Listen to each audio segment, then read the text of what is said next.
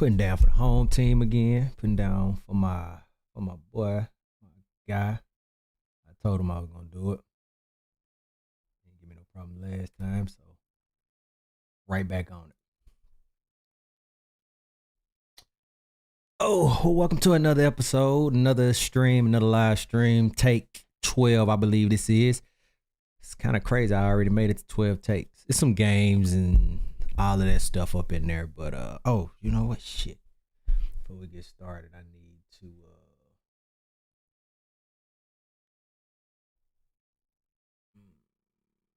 before we get started, let me throw it up on the gram. I'm actually up. I do this every week, don't I? Nice focus.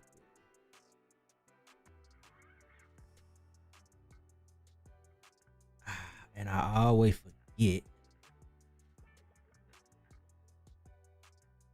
let me go get the stream link.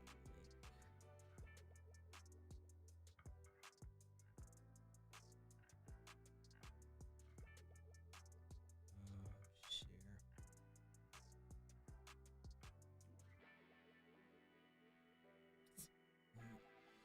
Add a link right here.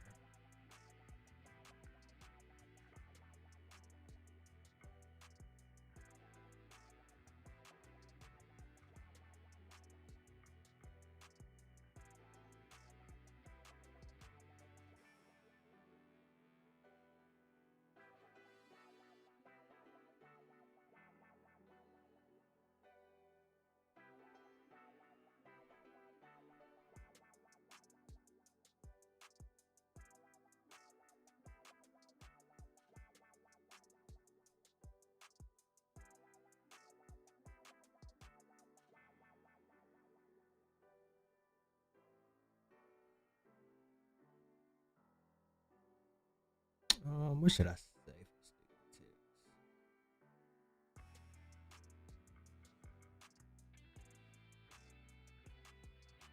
Maybe watch now. Turn this up a little bit too. Short term.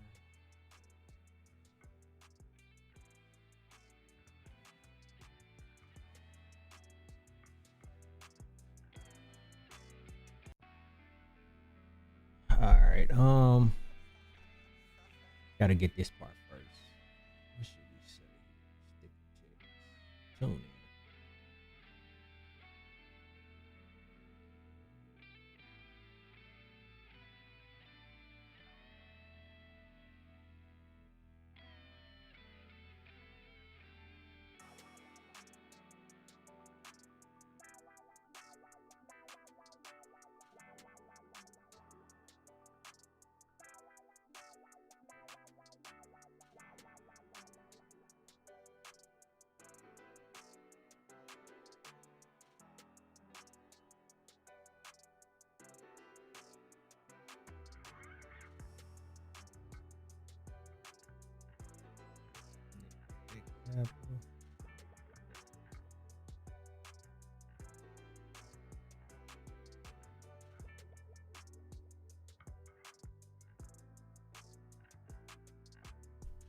Perfect.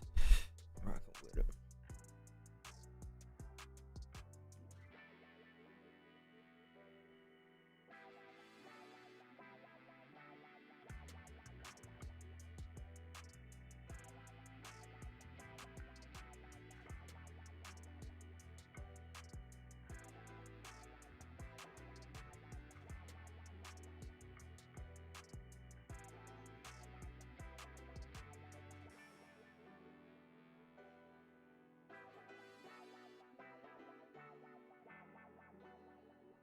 with it. I'm with it. All right.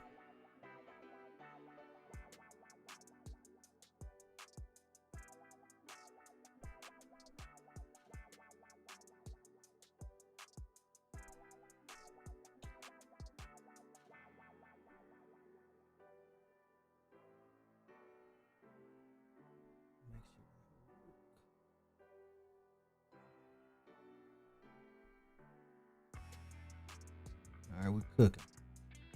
We are cooking. I promise.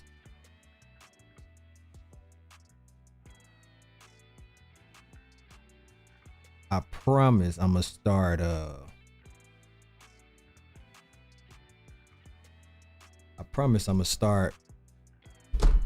doing that part earlier. All right, cool. Let me close this first and foremost. Get that down. I was listening to Drake before we got started. Obviously, can't do that without getting copyrighted, so I'll figure all this stuff out.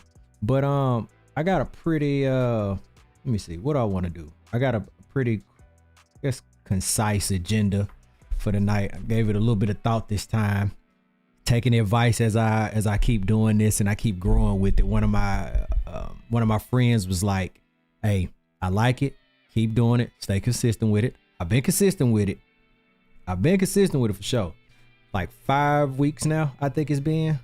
So if you ain't realized it, it's been 5 weeks. But I think what I like most is the fact that people can go back and watch it. I think that's dope.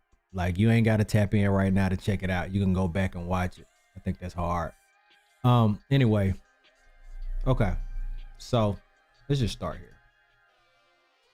Tech that changed our lives. I'm just doing this as like an icebreaker.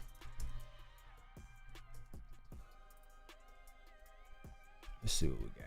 Cause it's kind of hard sometimes to just jump right into like, hey, all right, we finna start talking about everything and we finna just get right to it or whatever. You know what I mean? So I like to do this as a way to just kind of get my own juices going.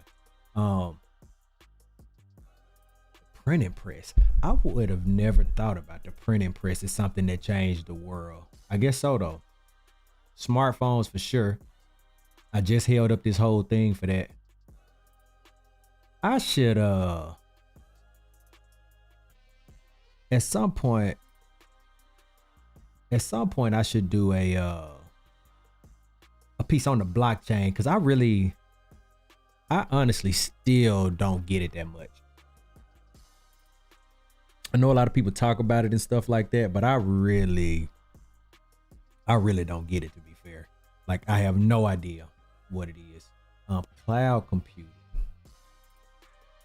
Cloud computing has allowed people and organizations to store and access data. Okay, yeah, the cloud, we got that iCloud. I pay for the subscription. I'm sure many people that's gonna eventually watch this pay for the subscription.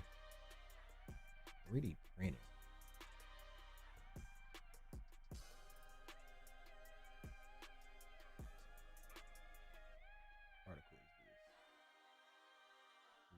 All non-technological inventions. Oh, excuse me, I can't talk. Non-technological inventions that have changed the world. Oh yeah. Also I did a little dope. Hold on, let me show that before we even get started. I did a dope little interview today, man.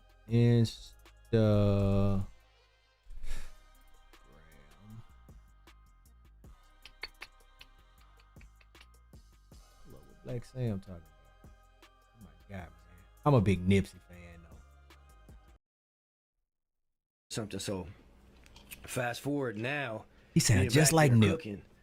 It's good, you know. I'm they like, man, you need a break. I'm like, man, I'm back here for 12 hours. We good. Let's go. I think even I was there yesterday cooking, man, and even with the cooks there, they, you know, I like cooking with them, so they were, you know, looking like, damn, I was in there holding it down with them. That's therapeutic for me because, you know, me and Hustle used to be cooking, so. Damn, bro. Excuse me. No, you I good. think it was a point in time where we cooking, and I was in there young. I just was like, man, I want to be able to be cooking back here, doing my thing, helping, working hard, getting the orders done. As long as I can get a gold chain, rollie. Right. Right. I feel that. Back here. I feel that, bro. It is fun to me. Yeah. So it just bring me back to that memory so long ago with my bro. So it's definitely a good feeling being on the line. At our Marathon Burger. Yeah. So same with hustle, That's hard. Marathon. I pulled up to the Marathon Burger. I seen you in the kitchen. I have a lot of homies right there on Melrose, so I took them the other day. They're from the East Coast, and their mind was blown. They're like, wait, like he actually works here, though? It's a black, You know what I'm I'm saying? excited. All right, what we got? Burgers? 1, 2, 3, 4, 5. Easy. All right, man. We're gonna hit it. I do in my sleep. My Salt Bay. Hey, that's the hustle right there, man. Where my onions at? That's the hustle. This how you. Man, that's Wagyu, man. Once Good you see it beef. separating, that's No when you know pause. it's time to flip. Only Good 5, beef, no pause. You start seeing this cheese bubble, it's time to stack it. Stack him up. Okay, are you ready? Third? No onion. Yeah, that's tough, man. That's tough. Okay, I came here for here, let me do this before I forget though. And I'm gonna go back to that. All right. Don't allow. Yeah, allow. Whatever.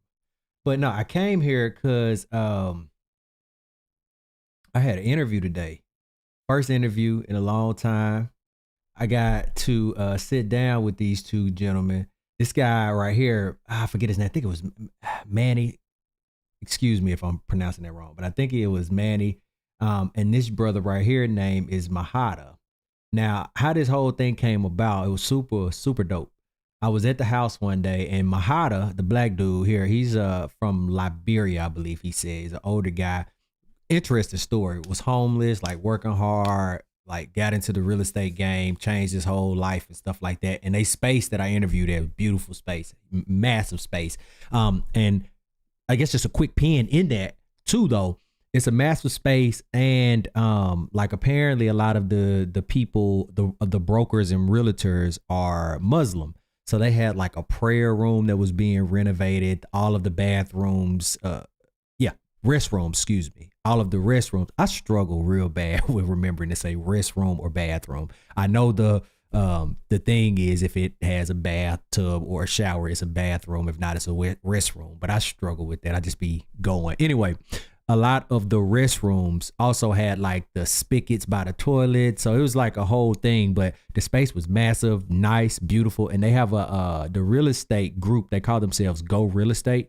Sell a lot of big like single family developments. But one of the things they really specialize in, which is this guy's the CEO, the guy to the left, he does a lot of commercial real estate. So we had I'm ready for the episode to come out. I'll make sure I link it and stuff like that. But he had a lot of good points and we talked a lot about commercial real estate. Of course, I asked him about the Mavericks too, like, and what the game plan was. Like, was this the whole thing a part of, the big plan for the Mavericks to sell the team and move the team, to move the team to Vegas for commercial real estate property and stuff like that. He had an interesting take on that too. Anyway, I thought this was dope. That's why I still got this fit on. That's what I wore today. So I figured, hey, people told me I look nice. They told me I was fly. My girl told me I was fly. My nephew helped dress me.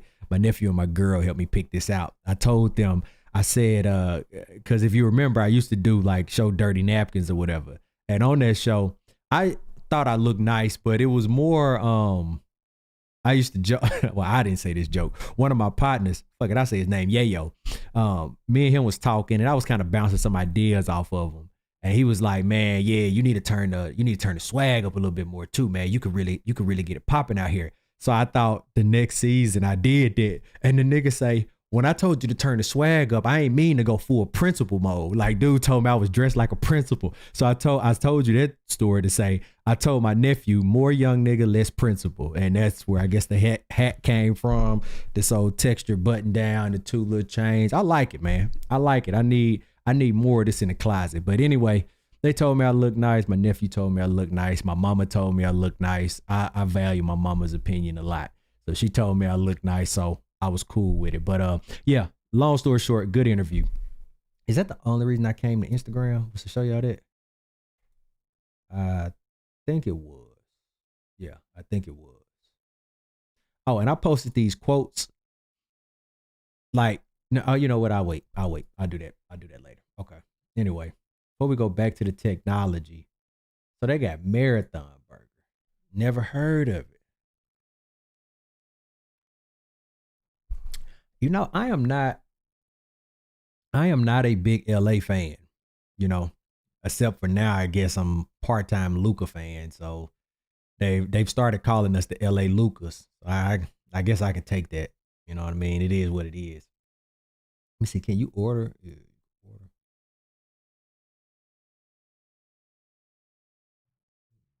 Let me see. This DoorDash prices though. I bet if you go into the store, it probably ain't that bad. Reviews. Yeah, I would have to eat this. It's giving like in and out vibes, but the way he was cooking it on the grill, that was my type of speed. I like the meat, nice and thin, the cheese, yeah, all of that was good. But see, you know, I ain't no food connoisseur like that. I'm a simple eater, man. Like I get my burger, meat and cheese, throw me a little bacon on that. We can call it a day. If I'm getting real saucy and real fancy, you put me a little barbecue sauce on it. Good to go. So all this other stuff, I probably ain't your guy for it. But the fried chicken sandwich, yep, I'd probably try that. I'm real excited. All right. Like I said, this is just an icebreaker, man. So bear with me, right? I'm just flowing right now. I'm real excited. In a couple of weeks, I'm going down to my favorite city, the guy's favorite city. That's what I call it. Houston, Texas, guy's favorite city. Yes, I live in Dallas. Yes, I love Dallas. But Houston is God's favorite city. That's I love that. I love that city, man. It's just a good time. It's super black. I'm a big Atlanta fan, and my people in Houston hate when I make this comparison. I feel like Houston is the Atlanta of Texas. Now I get it, economy wise, GDP wise, bigger, larger, whatever. But I feel like culturally, when I want to get that fix and just be around my people and be around just like the type of motion that make me feel like, hey, I want to hustle hard. I want to like get it. I want to, all of that stuff. Houston. Dallas is great to me, it's great for community building. It's great for networking, business. This like turning slowly, well, I say slowly, quickly turned into like the business mecca. We were talking about that on the interview today, like the retail occupancy. So if you think commercial real estate, like retail places, like places where people will go for retail business, shops, malls, stores, boutiques, photo studios, retail stuff. The occupancy rate, I believe they told me it was like 96%. That means only 4% of retail buildings in Dallas are vacant in DFW. That's high. Like for people who might not be into commercial real estate, like 96% is extremely high. 4% of retail buildings available is extremely low. So if anything speaks to just the business economy, that does. But getting back on topic, I'm real excited to go down to the Houston Rodeo. I've never been, you know what I mean? So I hear the food is phenomenal. We're not going to get to catch the good concerts because I'm not going until up in this week somewhere. But I am going to try and catch old Posty. I ain't no big Post Malone fan like that, but I remember seeing White Iverson. I wonder how much he taxing for these tickets. I already know they going crazy. I done waited way too late in the game. And I hear the traffic is super terrible if you're trying to do it too. So good luck with it. But I'm just curious. I'm not buying no ticket, but I know they taxing. 230 ain't crazy now. He probably gonna be up in here somewhere. Okay, this must be the front side over here. So this probably the back side. This ain't crazy though. You know what I'm saying? Not for this late in the game. But I guess I saw somebody on Twitter say a concert ticket should never be more than the car note. My last car note was like $360 or something like that. So that ain't bad. That ain't bad at all. And I take one of these little corner joints and call it a night. Oh, 150?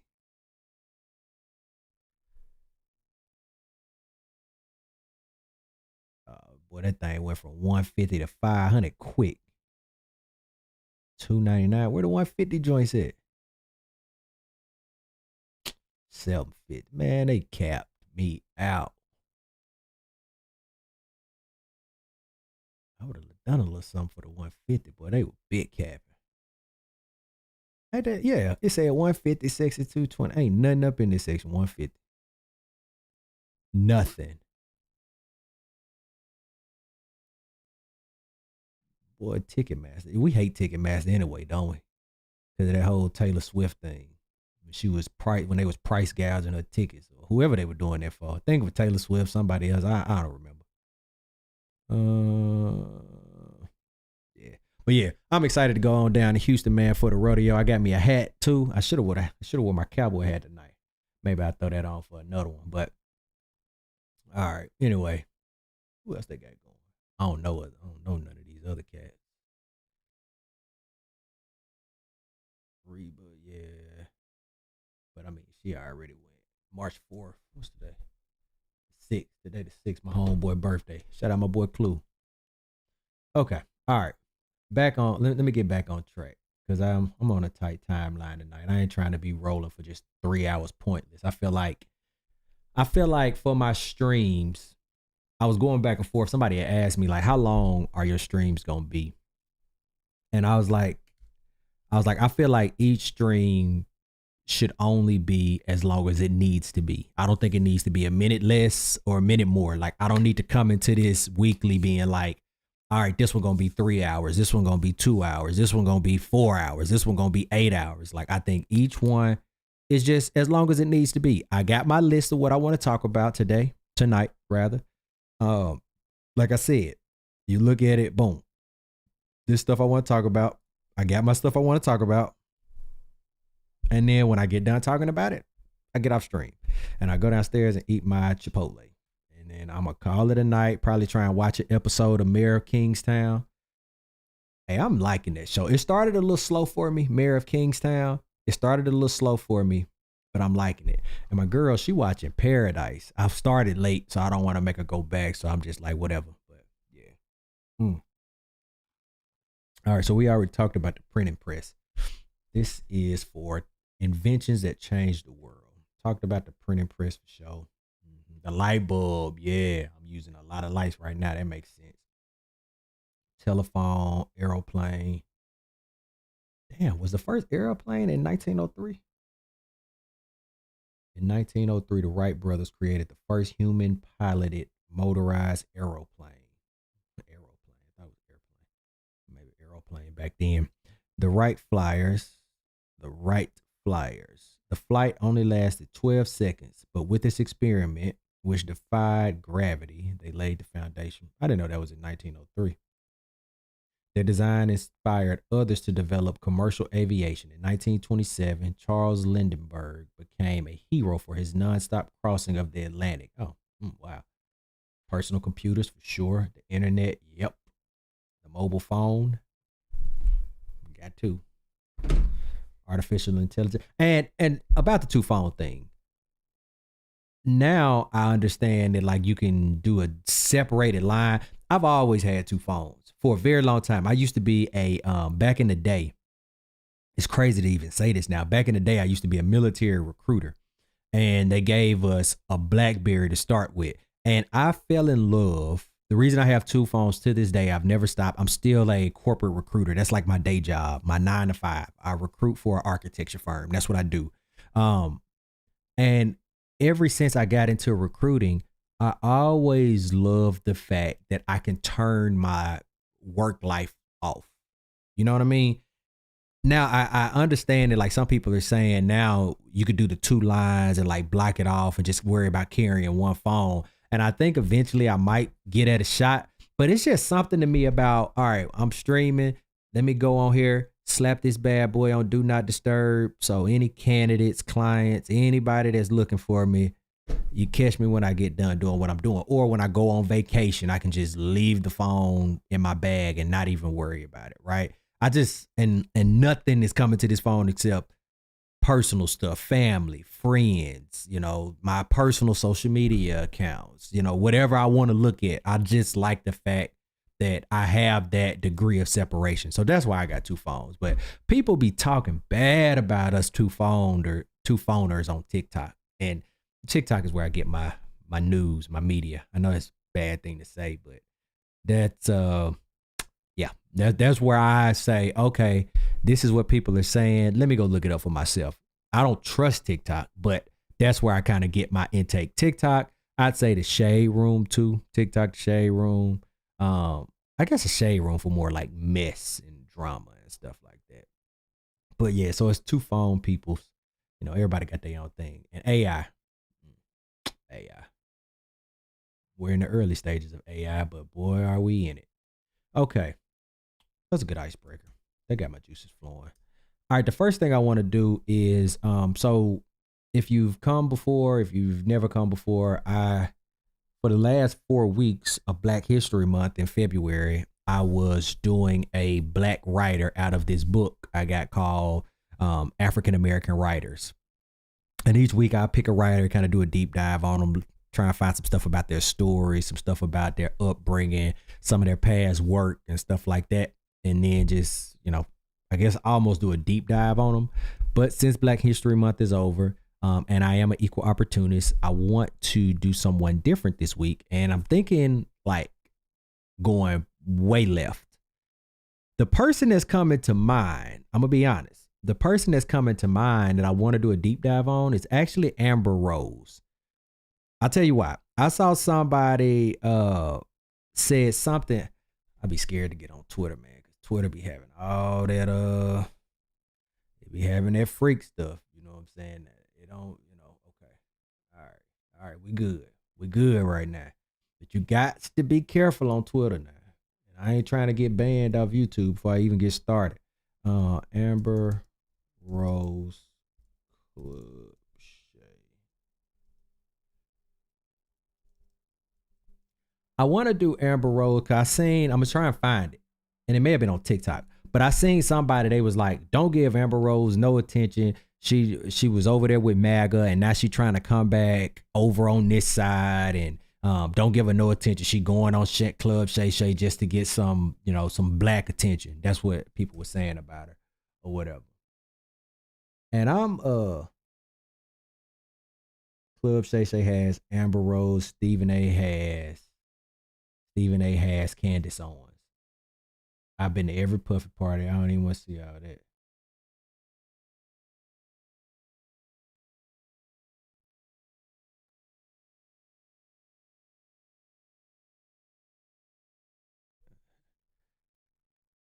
That's the right question now. Let's be real. That is the right question because that is like the one question I would have for her immediately if I was interviewing her.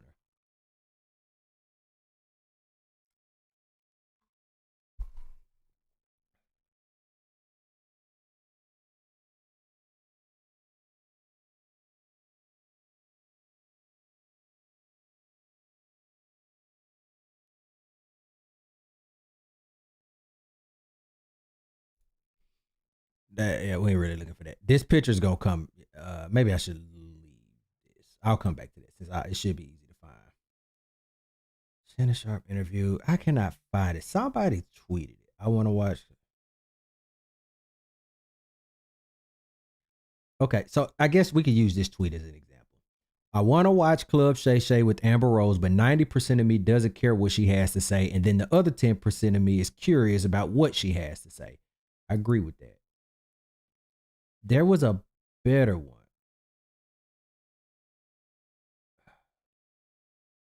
I'm just gonna try it. Yeah, I feel like Amber Rose might be a good human interest piece. Okay. Let me see if I can find it this way. Google. Don't watch the Amber Rose Club Shay interview.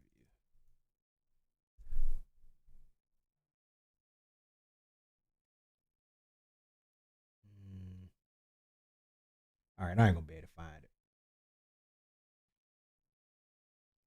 because I'm trying to type in exactly what old girl saying because she was just on the MAGA side. Okay, is this it? Is it? Oh no, that's talking about Jocelyn.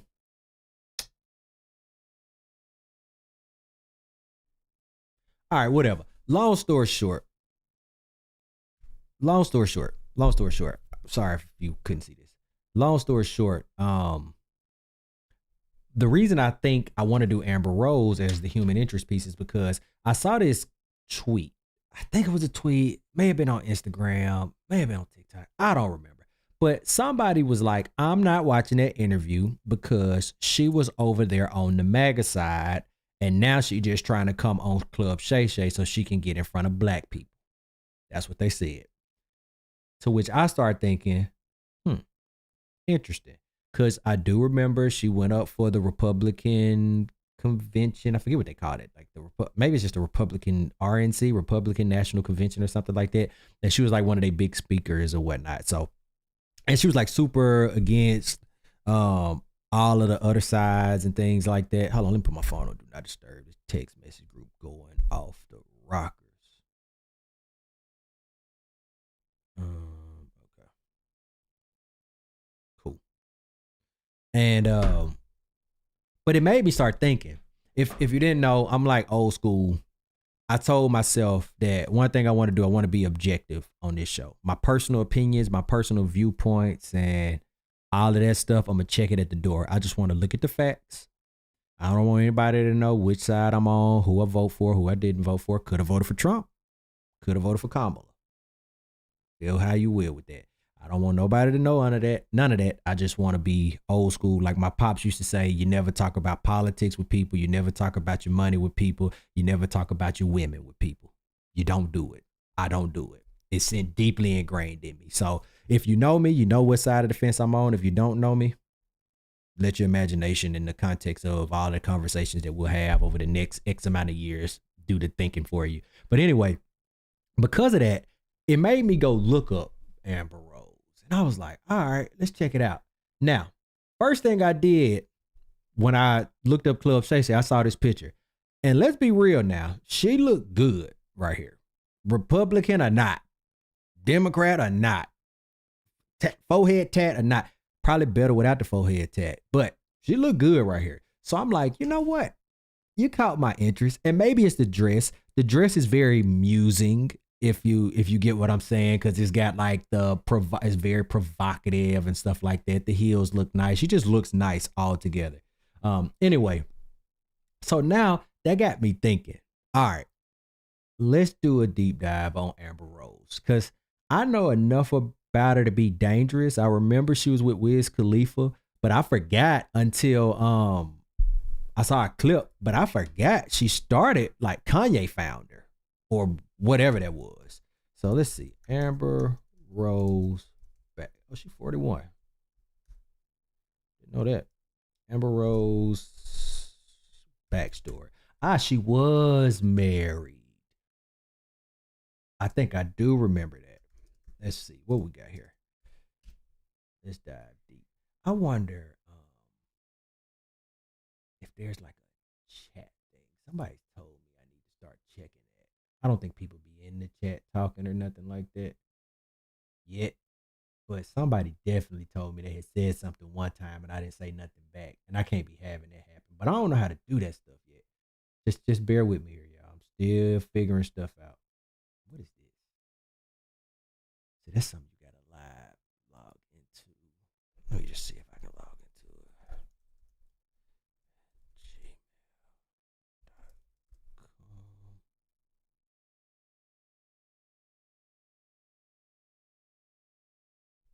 What is the passkey they talking about?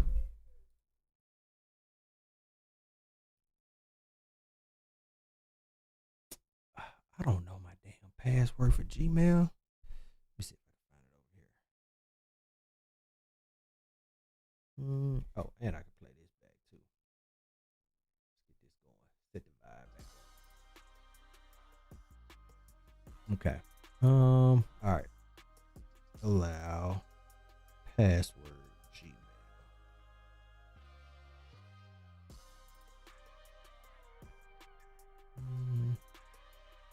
Is it Gmail? No, it's Google. It'll be Google. Here we go. Let's see. Let's try this.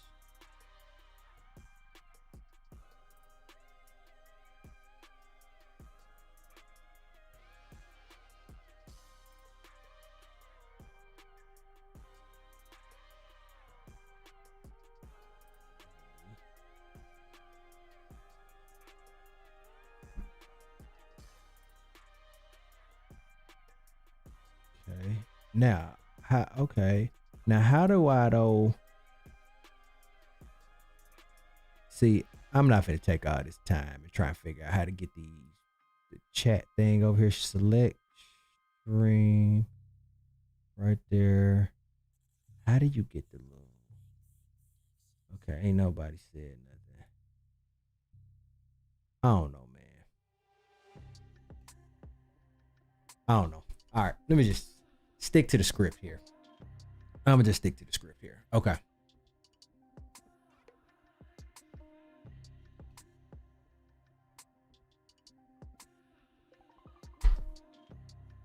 Back to old Icebreaker. I'm just Josh and Amber. Okay.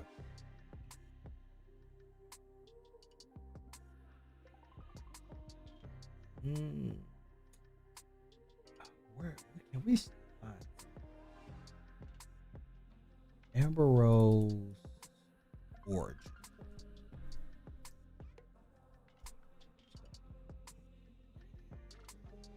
All right, so we start here. Amber Levanchuk, born in Philly, so she's a Philly girl. Okay, that tells us a lot about her personality. So the Rose comes. So it's her mother's maiden name. October 21st, 1983, to Dorothy Rose, who was 23 at the time, and Michael Levanchuk, who was 19. So her mom was 23 and her dad was 19.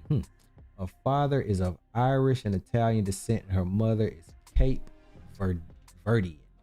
Never.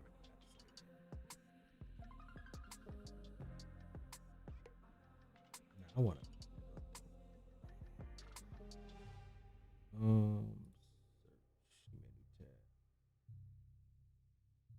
That's a part in Africa. 20 hours to get there. How do you say that? Cape Verde.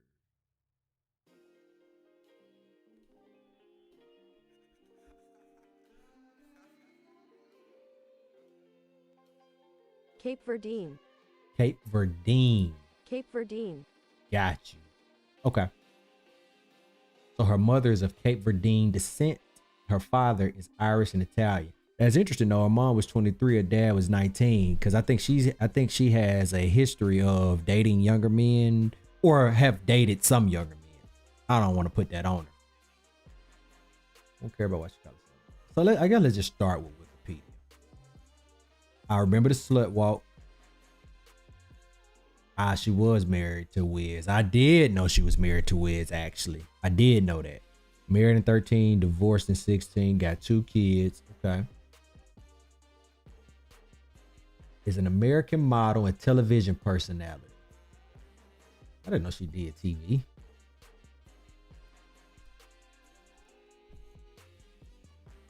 What TV did she do?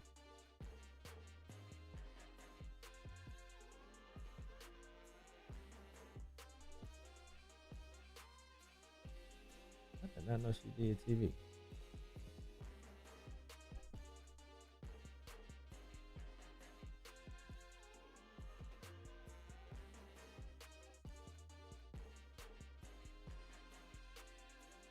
The Amber Rose Show.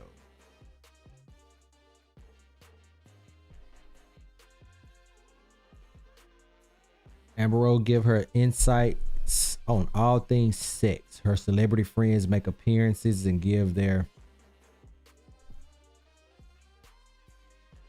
no clue.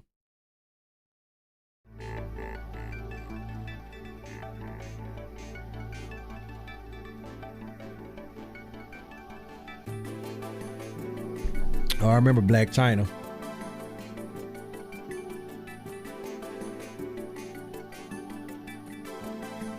Well, that wasn't helpful. Yeah, this ain't helpful. I didn't know she did TV though. Is that it? She was on this too? Just a guest star maybe or something?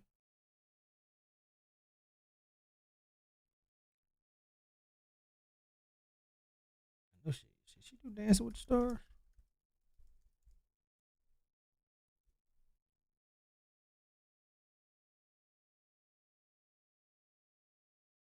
I want to see that.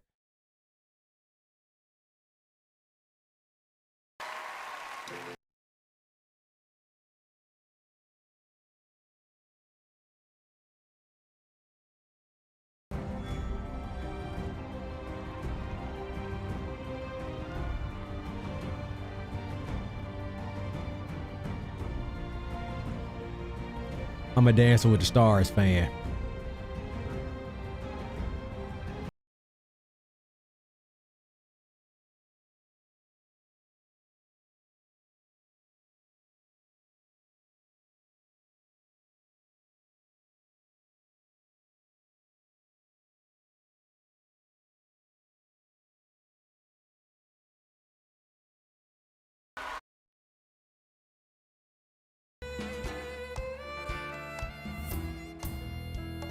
The Argentine Tango.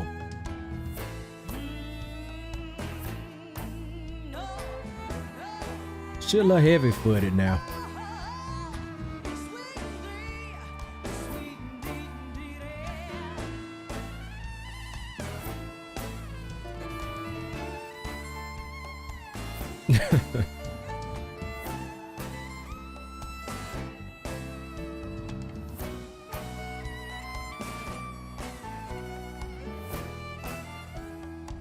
That's good. Side note, while we looking her up, this is like literally one of my, I guess you could call it dreams. I can't dance like that, but I would love to go on Dancing with the Stars because I'd be all in, like all in. I can't dance like that, but I would for sure try. For sure try. But I've watched it enough to know how they critique. And like I said, she's a little heavy on her feet right here, at least for me.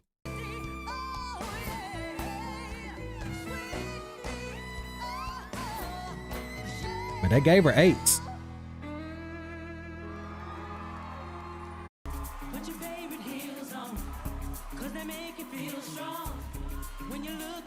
How tall is she?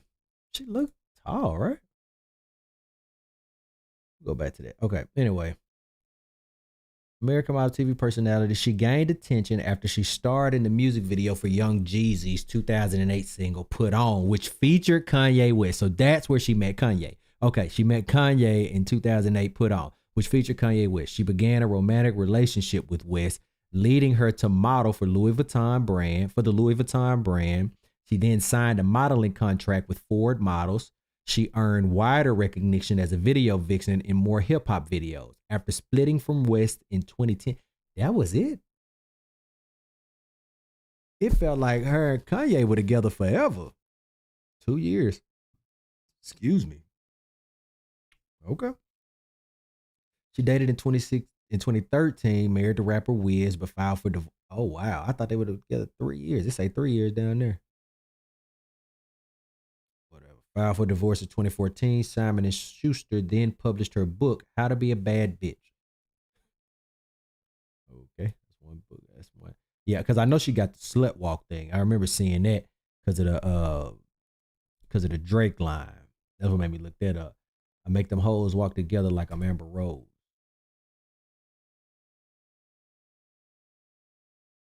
How to Be a Bad Bitch. You don't say. 256 pages. What do we got here?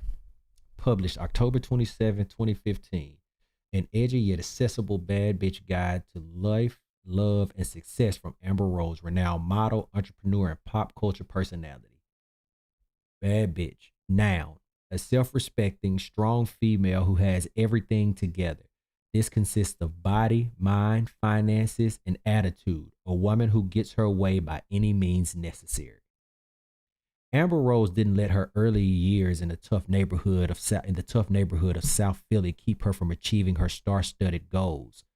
From the sets of music videos to high-fashion runways and magazines to a life at home with her beautiful son, Amber doesn't hesitate to command her personal stage with confidence, edge, attitude, and her own form of grace. For the first time, this renowned model, actress, socialite, pop culture maven, and self-proclaimed bad bitch is sharing her secrets on how to lead a powerful life in this edgy yet accessible guide to life, love, and success.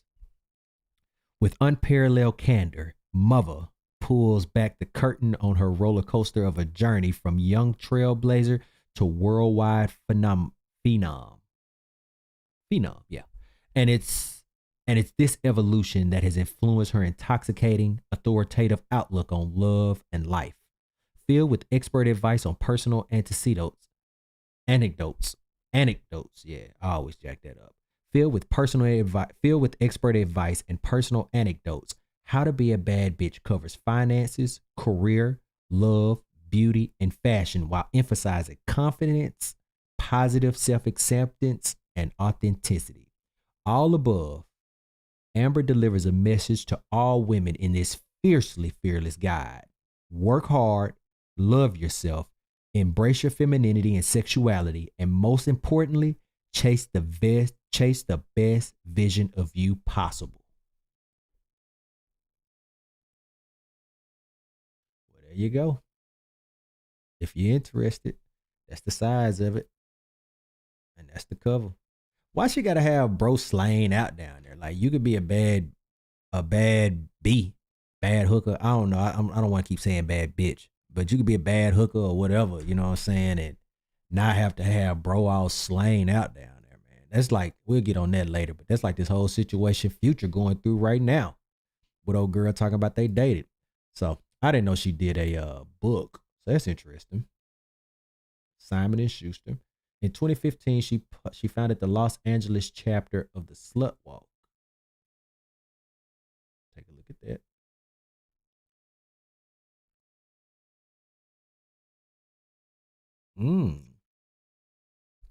This is not what I thought the Slut Walk was. Okay, now we get. I did not know this was the Slut Walk.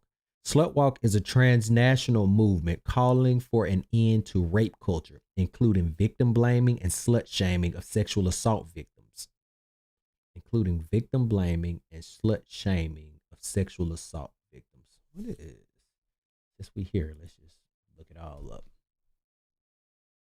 Slut shaming is the practice of criticizing people who violate expectations of behavior and appearance regarding issues related to sexuality. It may also be used in reference to gay men who face disapproval from promiscuous sexual behaviors. Gender-based violence primarily affecting women can be a result of slut shaming. The term is commonly used to reclaim the word slut and empower women to have agency over their own sexuality. Examples of slut shaming include criticism or punishment for violating dress code policies by dressing in sexually provocative ways. Visual, verbal, written, mental, blah, blah, blah. Okay. Requesting access to birth control. People with slut shame for that?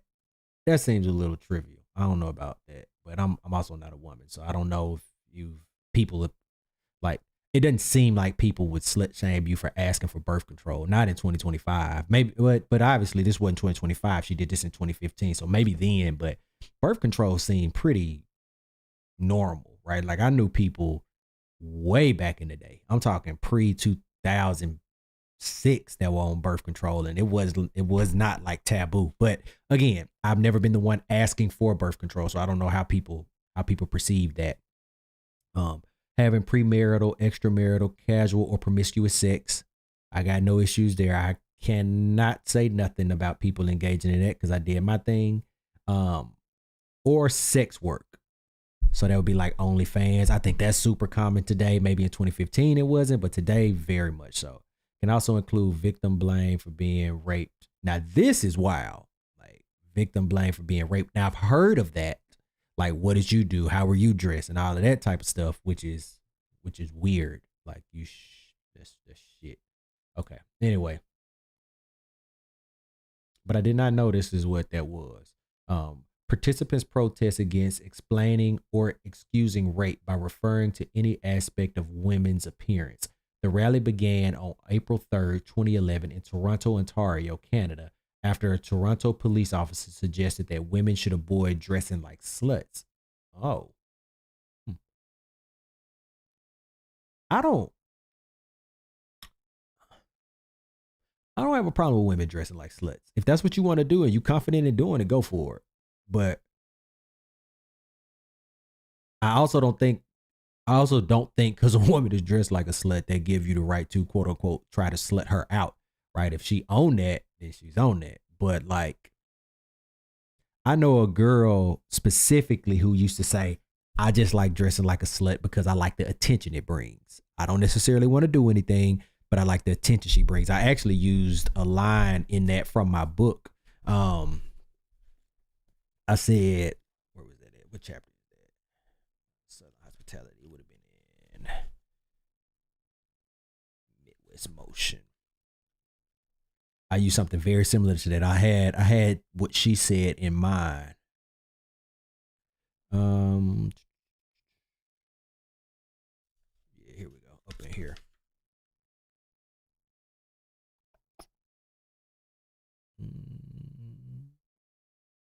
Yeah, okay. It's Evie.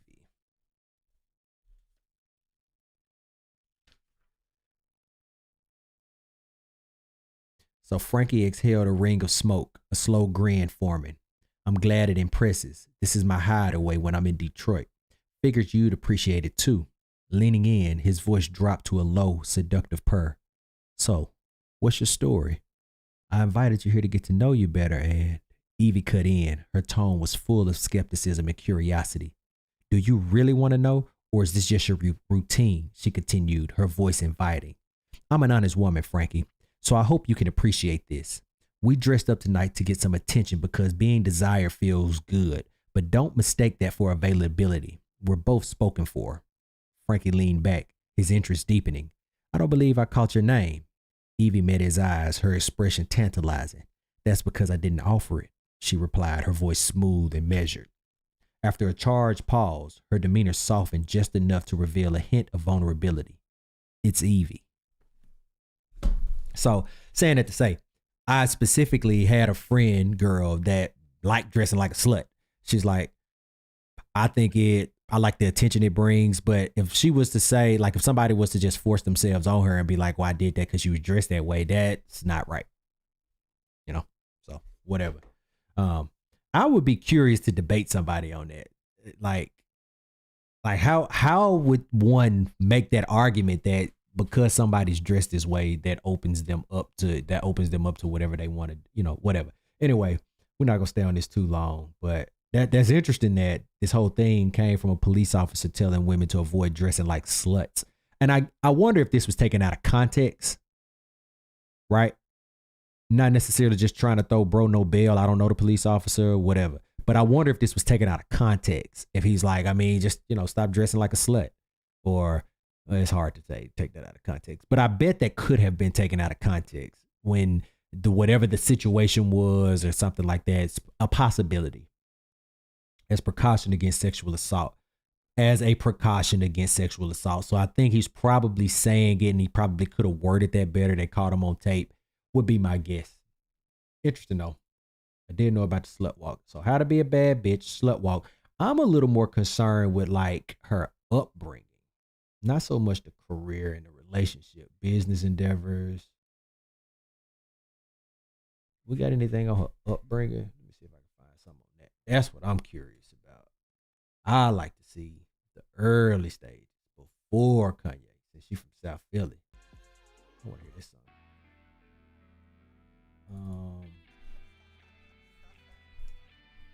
Growing up. Rose grew up in South Philly. Oh, she began stripping. I think somebody did tell me that. Stripping at the age of 15 under the well, y'all got some words on this, motherfucker.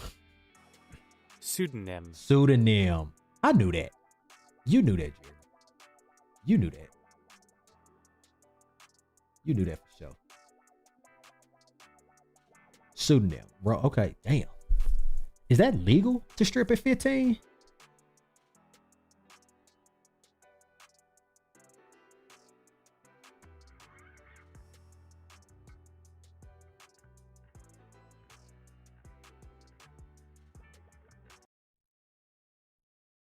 To hell, like in Philly. Agreed. Philly. Yeah. So what was your determination to say, you know what, I'm going to be bigger than this, better than this, and I'm going to be somebody after that? You know what's crazy? I grew up in a very poor neighborhood, and I don't know how I could say this without sounding like fucked up, but a lot of the people where I'm from aren't traditionally attractive people. I understand what you're saying. And for me, being blessed with beauty as beautiful women know, it's a blessing and a curse. And to grow up in such an area and be blessed with beauty, it was very difficult for me. And a lot of people, you know, used to be like, you ain't from South Philly, you're from California or something. And like I would be on the bus and they're like, where you from? And I'm like, I'm from Broad and Ellsworth. And they're like, nah, you're not like from there. I'm like, yo, I was born and raised in Broad and Ellsworth. Say that again. Broad and Ellsworth. Okay. I appreciate you, Nori. Appreciate you. Nori, a journalist, dog. Broad and Ellsworth.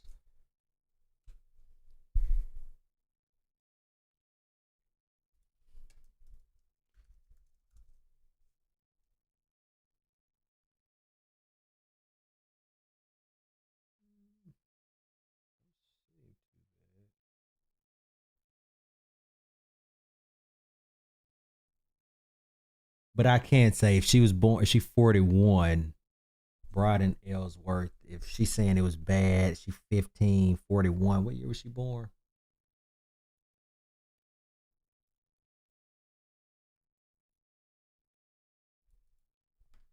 What year? Me and Cat Williams got the same birthday?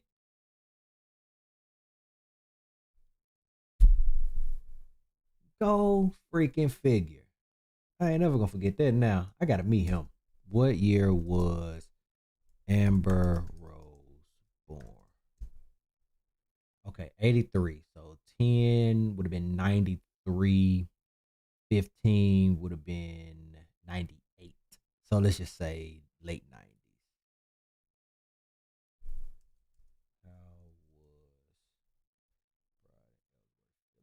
Philadelphia in the late 90s?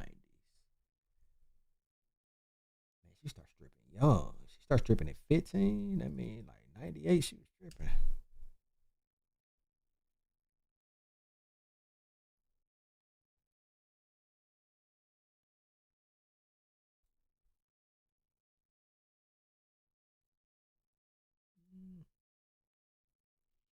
Can't tell too bad, so we just have to take a word for it. I mean, we don't have no reason not to take her word. He's from North Philly, so I'm so I'm from where Beans and them are from. Oh, okay. Oh, wow. But that's not the name of his hood for real. That's the nickname, Beirut. Yeah, the nickname is Beirut. It's like Iraq. So like Beans, like the Broad Street bully. So I grew up on a third floor apartment. And so yeah, it was.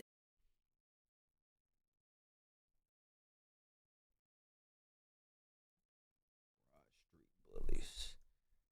I do like my boy Beans, man. I used to watch State Property all the time. Broad Street Bullies.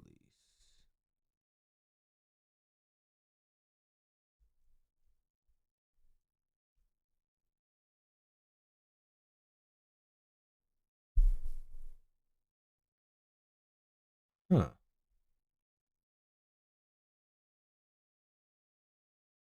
The Philadelphia Flyers, formed as a National Hockey League expansion team in 1967, became known as the Broad Street Bullies for their aggressively physical play during the 1972 and 73 season. As the Flyers racked up penalty minutes at a record pace, Philadelphia's press corps tried to create a colorful nickname for the team. Jack Clevelier and Pete Caffone. That's a good name.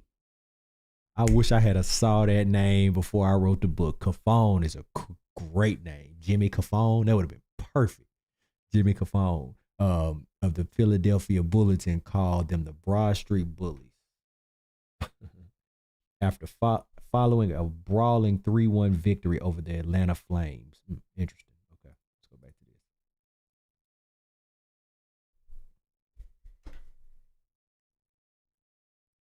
I always felt way bigger than the city was. Like, it wasn't big enough for me. And then I moved to New York, and then I got discovered out there. And I got signed to Ford Models in New York City. Crazy. Like Cindy Crawford, everybody's been in Ford Models. And then I got discovered again because I was still dancing at Sue's Rendezvous at the time, making money. And Sue's Rendezvous. I got to know, man. I be having to know. That's the whole point of doing this deep dive. Sue's Run. Oh, nice spell. Run. All right. Rendezvous. Close.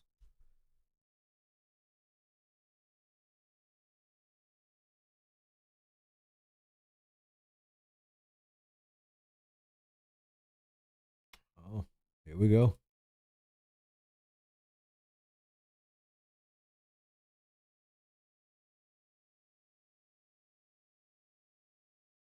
She bringing in cake up in there.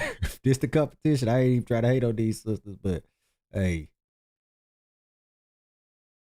it must be new stuff too though, cause they got the hookah going. Sue's Rendezvous. Oh, can't beat on that. Sue's Rendezvous. Gotcha.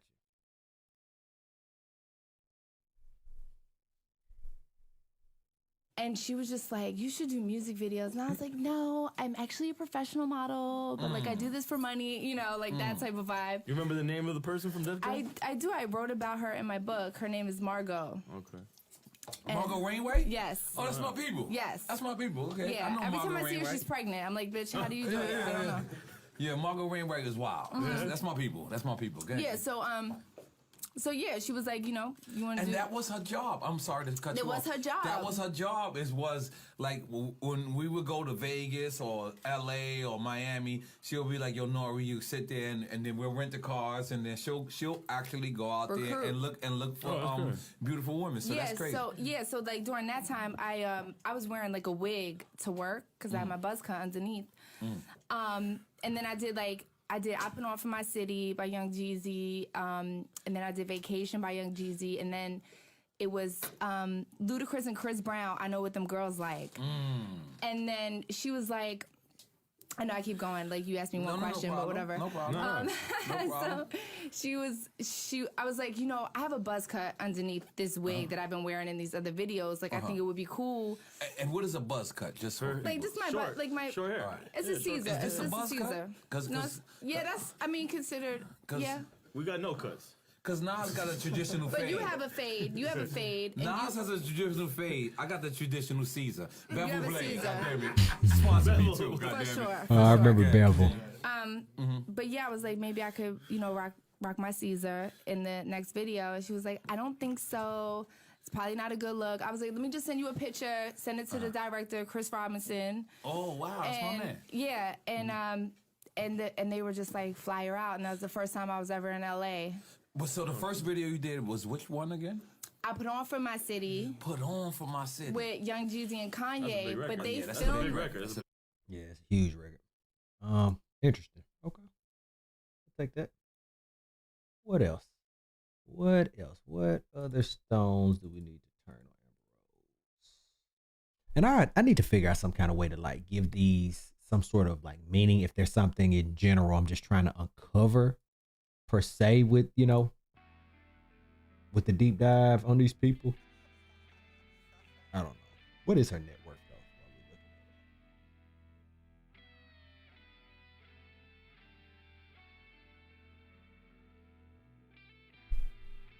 though? Alrighty. Spanning her reality TV appearances, early life. Yep, we just talked about that. Yep, knew all of that. South Philadelphia. Her parents divorced when she was a teenager.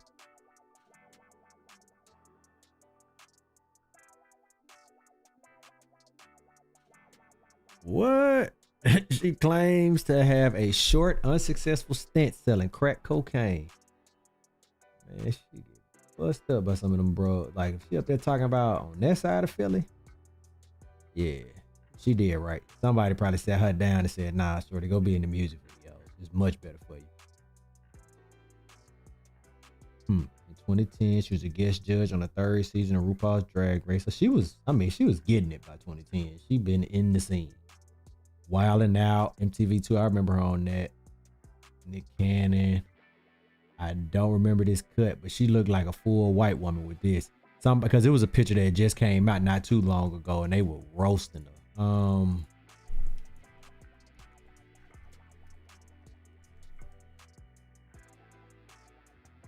Yes.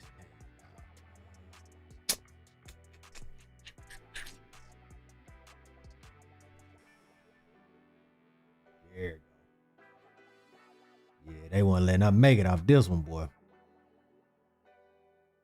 You know what I'm saying? And she got that neck situation going all up in there. Like, yeah, buddy.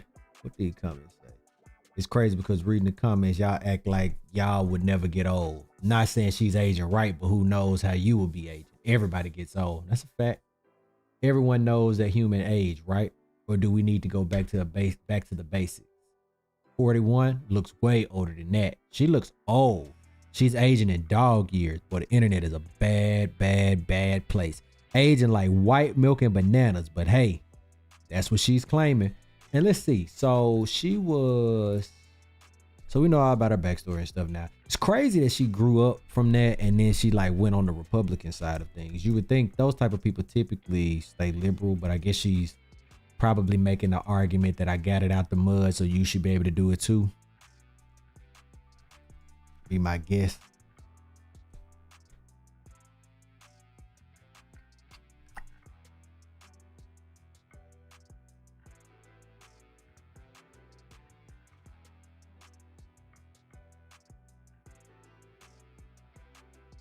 Why is Amber Rose speaking at the Republican National Convention? The GOP Grand Old Party tapped Rose, the television personality who has consistently expressed her support for former President Donald Trump since May. I wonder where that alliance came from. Amber Rose, a model, author, and television personality, spoke at the Republican National Convention this week in Milwaukee from the perspective of a mother. I'm a mother. My whole world revolves around providing for my children, keeping them safe, and giving them an opportunity for a better life. I'm here tonight to tell you, no matter your political background, that the best chance we have to give our babies a better life is to elect Donald Trump president. Rose said, a vote for Donald Trump is a vote to put money back in our pockets and good food back on our kids' plates. Rose, whose full name is Amber Rose Levichuk, has said that economic security and safety were the main reasons she, a single mother of 2 young children, chose to back the former president. For me, Donald Trump is the epitome of an alpha male. She likes alpha. I can see that. I can get that vibe from her. Donald Trump is the epitome of an alpha male. Like, think back to it. Kanye, alpha. Donald Trump, alpha.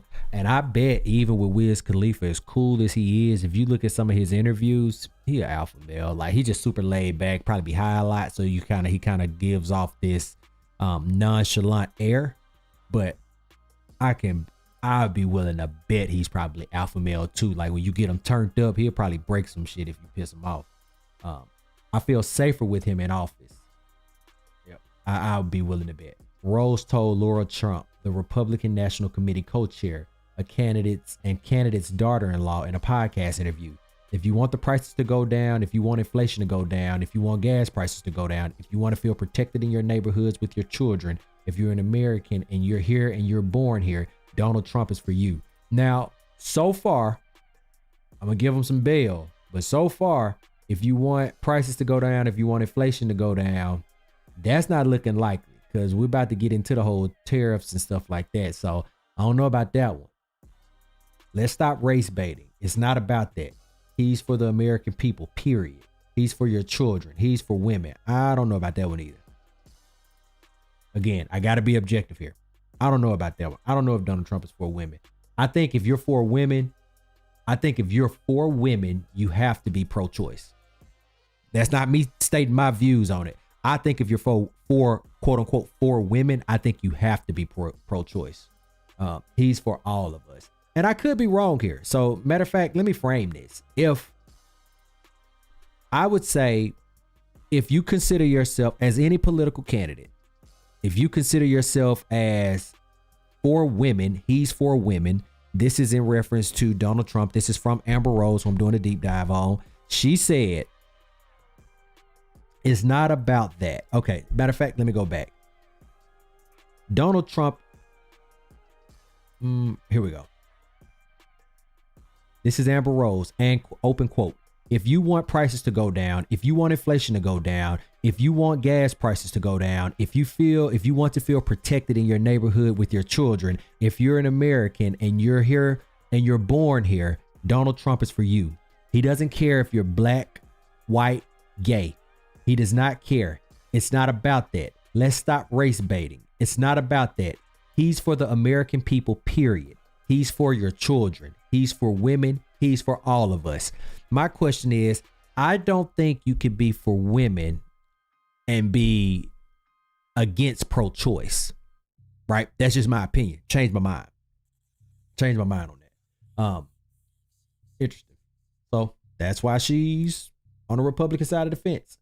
I don't want to dig deeper into this because then we just be going down a rabbit hole and that'd be another conversation for another day. But we'll look at one more article of why she was slammed. Biden-Harris campaign blasts Amber Rose for supporting Donald Trump. He doesn't care about black communities. Biden-Harris campaign is condemning Amber Rose for her support of Donald Trump. The rapper, she ain't no rapper. Variety is the name of this publication. I just looked up a lot of stuff on Amber Rose. I ain't seen nothing about no rapper. She is not no rapper. The rapper and model spoke at the Republican National Convention on Monday, saying that she believes the media lied about the former president. I'm no politician and I don't want to be, but I do care about the truth. And the truth is that the media has lied to us about Donald Trump, she said. I know this because for a long time, I believed those lies.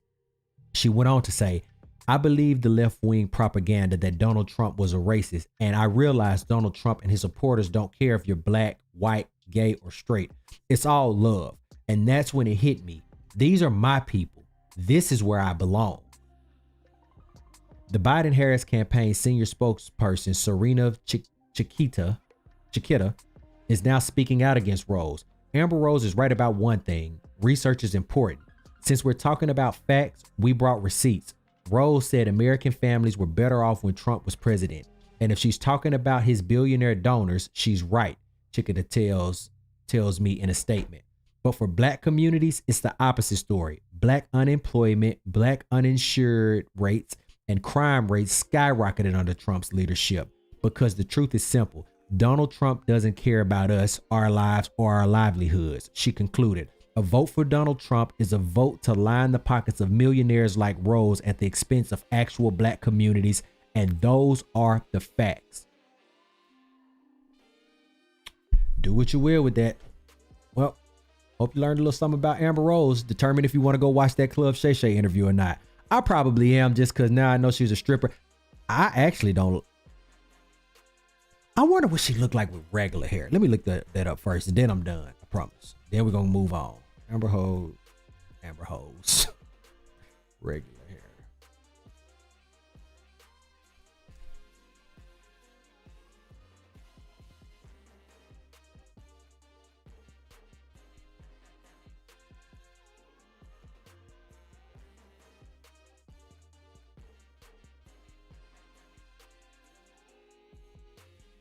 Black hair don't look bad on her. I think the buzz cut is better. It'd be like my worst nightmare when I'm taking pictures of people to get them in with the deer headlight look. But the black hair don't look bad on her.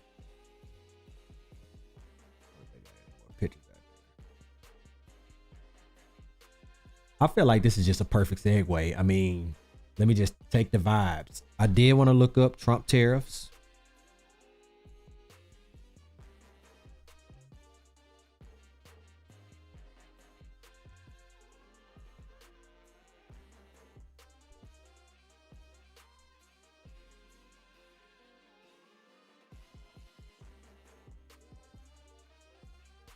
All right, let's talk about it. Trump tariff chaos briefly explained. The president took the global economy for a ride on Tuesday.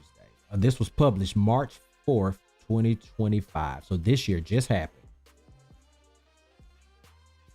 Okay.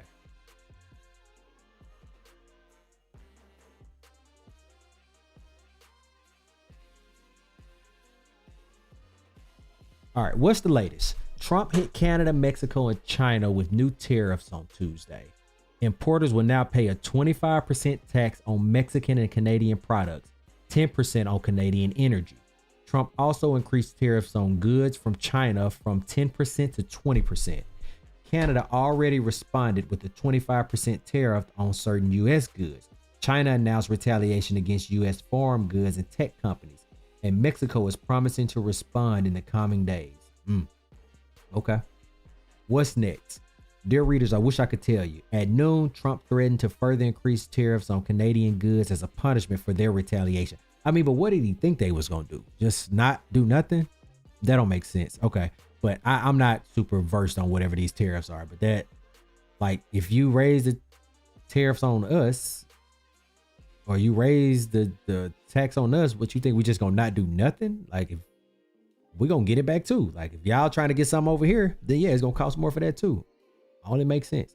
To further increase the tariffs on Canadian goods as a punishment for their retaliation. But later this afternoon, Trump's Commerce Secretary, okay, I see, said that the relief for Mexico and Canada could see their tariffs reduced, though probably not eliminated, as soon as tomorrow.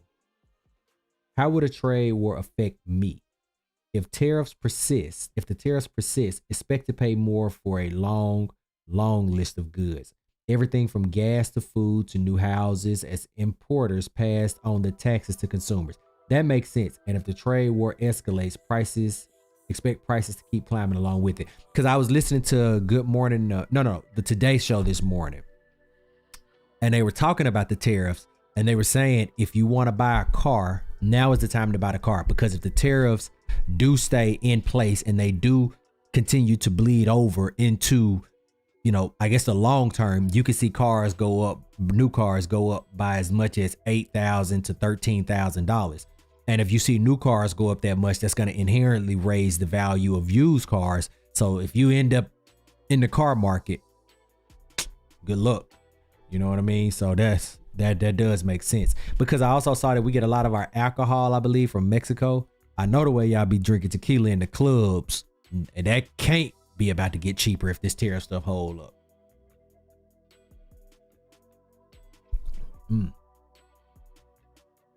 What does this mean for the world?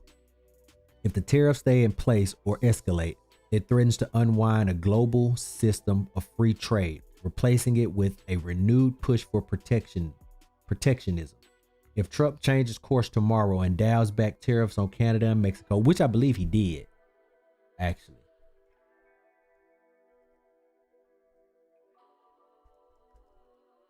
My mama be real big into this stuff. And I think while talking to her today,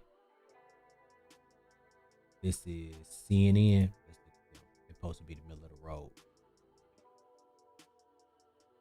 Trump administration invokes rarely used rule that aims to chill emergency lawsuits by making plaintiffs pay. That said a whole lot of nothing. The Trump administration is taking a shot at the onslaught of emergency lawsuits being filed against it. The Trump administration is taking a shot at the onslaught of emergency lawsuits being filed against it by invoking a rarely used rule that can force people who challenge the government to post money at the start of a court case, according to the White House memo. Also, they like, if you want to challenge this, you better be able to put the money up to challenge it. In theory, the move could chill individuals, unions, and advocacy groups from filing cases, and legal experts say it could be a sly and potentially effective tool for the Justice Department. Several lawsuits against the Trump administration are being filed each day, often in opposition to immigration and diversity policy changes, spending freezes, the firing of government employees, and the efforts of Elon Musk's Department of Government Efficiency. Like that, I will say this. I'm not going to say my stance on nothing, no politics. But one thing that is getting under my skin is damn Elon, man. And it's like, why is he here? Like, why are you even here? Because you bankroll the president? Because you put some money in his pocket? Like, if the goal is to get efficient, you create a committee to get efficient. That does not track, right? If the whole goal of this whole thing is we need to clear this thing out, we need to clear the table, we got too many people mooching off the system, whatever you saying it is. If that is the goal, you don't do that by starting another group, right? You start another group and say, all right, now this group that we just started is going to go through and clear out the other groups. And then I just don't like the way he handling the power. And like, I ain't forgot about his Nazi salute that they just tried to cover up. Like all these people out there that was just trying to be, oh, I'm objective. Like my boy Andrew Schultz. Like I listened to a lot of him, but that was kind of like the first moment I was like, damn, bro, like you kind of didn't go objective here. Like you pandered a little bit here, right? Call it what it was. It was a Nazi salute that he did. We all saw it. And you tried to make it about autism and, oh, he's autistic. And you give a guy that's that autistic that much autonomy, and in a crowd full of people, he gonna do blah, blah, blah, blah, blah. The man is, okay, if that's the case, even better. If that's the case, if we that concerned about his mental state and his autism and all of that stuff to be, we don't know what he gonna do when he get in front of a bunch of people. This is the guy we want cleaning the house in the government? No. I'm not a fan of Elon, man. I wish he would just go back to running Tesla, whatever else he was doing.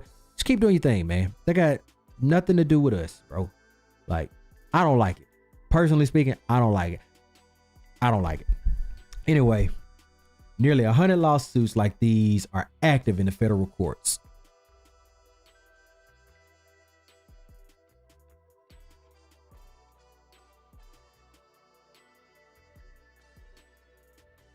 How Canadians are fighting back. Okay, this is what we just looked at. They taxing us back. Like, we had to know that was coming. As Canadians, we don't go out and try to create fights, said Torontonian Dylan Lobo, who runs online directory Made in Canada, which has seen a surge in traffic in recent months as Canadians look to support domestic brands in response to Trump's threats. It's an attack on Canada, he said. I can see that. And Canadians don't. Like, every Canadian I've met has been super chill. I was in Atlanta and I came across a girl. She was from Toronto, I believe. And we kind of ended up talking. Her and her friend had a section. I was in there standing up with my nephew. And they was like, oh, it's just us.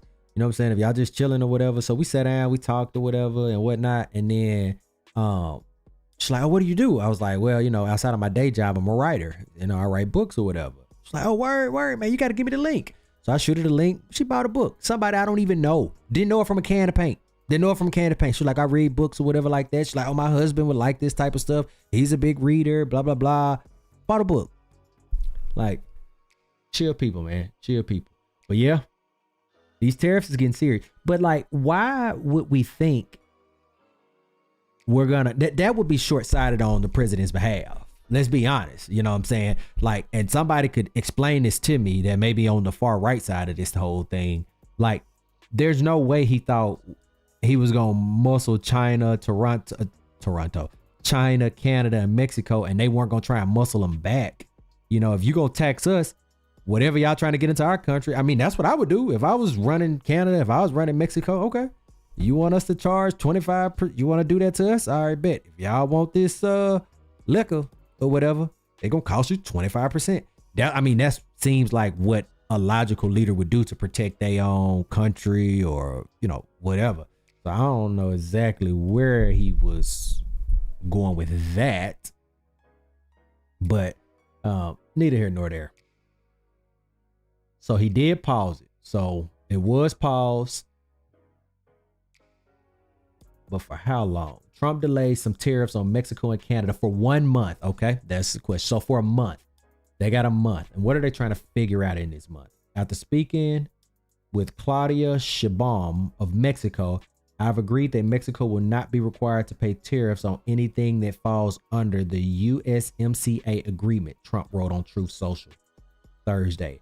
After a phone call, what is Truth Social? They always say he be on there treating.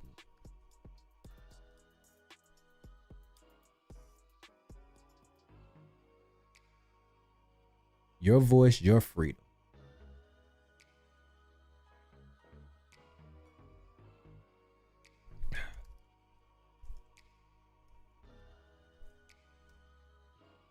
Truth Social is a social media service launched in 2022 by Trump Media and Technology Group, which is owned by former President Donald Trump. You can create and customize a profile, follow other users, post messages called truths, including images, videos, and engage in direct conversations with users.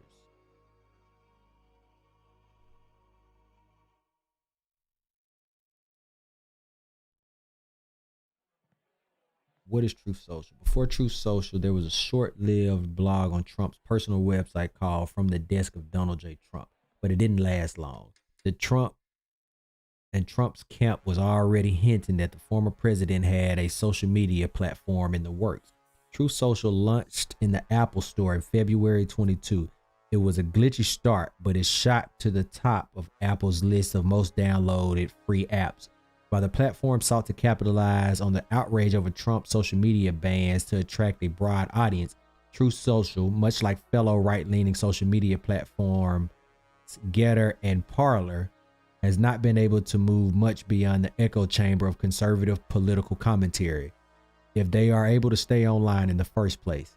It is marketed in opposition of mainstream media, which Trump has his supporters alleged discriminate against their views and limit freedom of expression.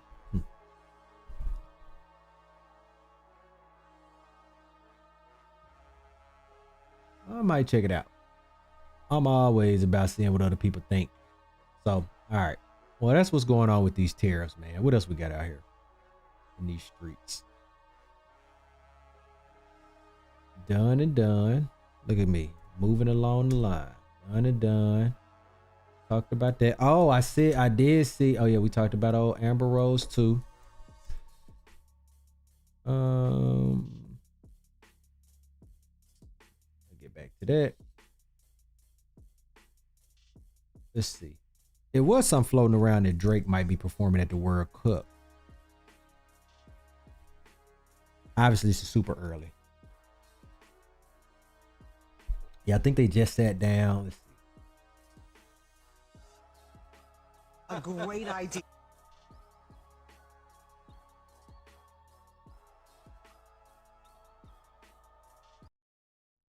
For you for the halftime. I have a great idea for you for the halftime. I'm sorry, I'm obsessed with this. Tell me. Drake. Because you were at the Super Bowl. Kendrick Lamar. Bro said, oh boy. At the Super Bowl. You got So we can create a bit of rivalry. Drake right? comes back for, you know. That's a good idea. Actually, Drake was with us when we announced the host cities of. You might be onto something here. I should have his number still somewhere. I expect to be sitting right next to you when you sign him on. I have that would be a phenomenal look. Nah, hell nah. Nah, bro. Hell nah. Boy, you crazy. Garbage. Boy, y'all out y'all rabbit ass mind if y'all don't think that man would rock the World Cup finals. Where is it at?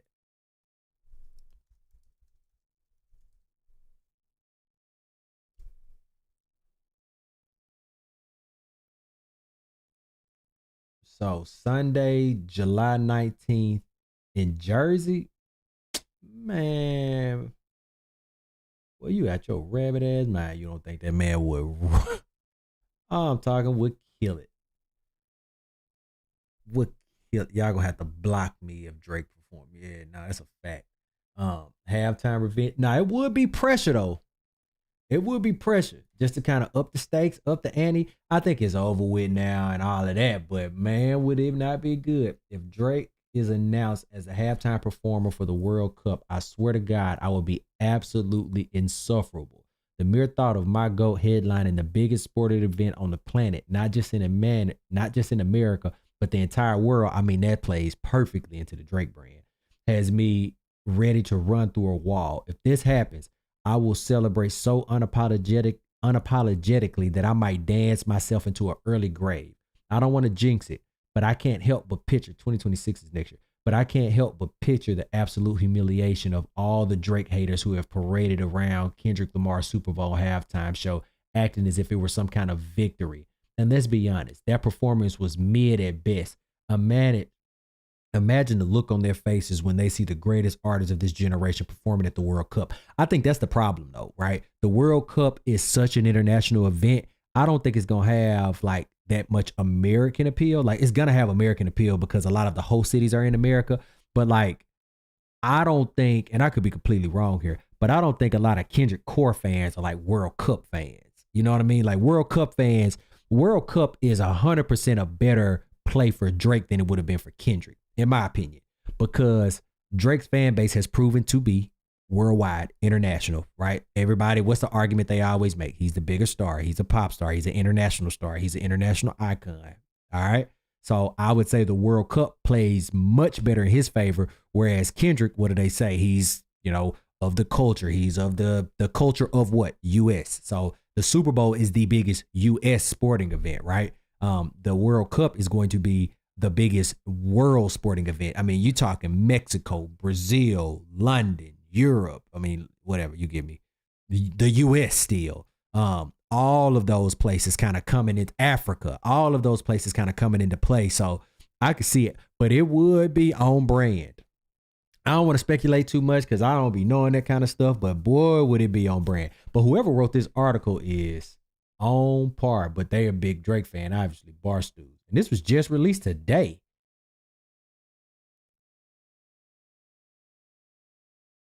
It was just released today.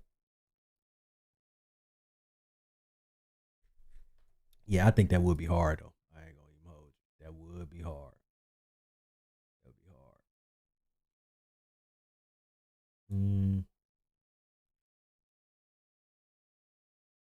Be for president. All right, hold on. I'll be right back. I gotta hit the restroom. Bathroom since I'm at home.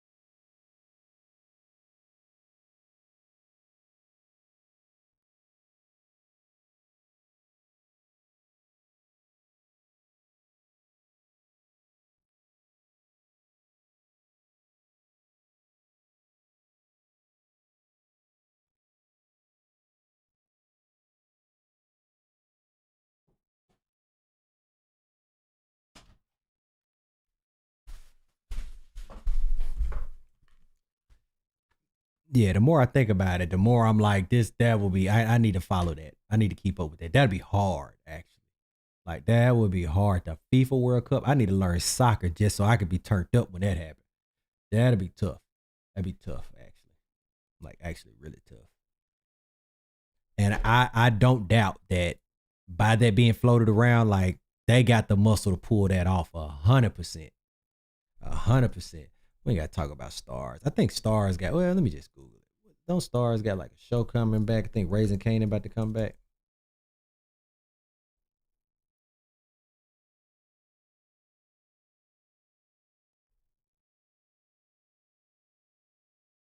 Raising Kanan season 4 to be on Stars release date. Okay, yeah. We ain't got to worry about that. Let's take that one off the list. We talk about that. Under that. Good on that. Actually,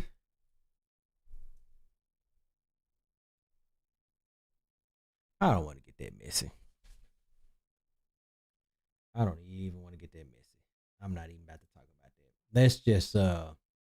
Let's just drive right on into a little segment of how long have I been going so far? Let me look at that. I ain't even been rolling 2 hours yet. I'm doing good. I got good time. Okay. Because it's 9:15. All right. Get a little. Please hit a book. Where do we want?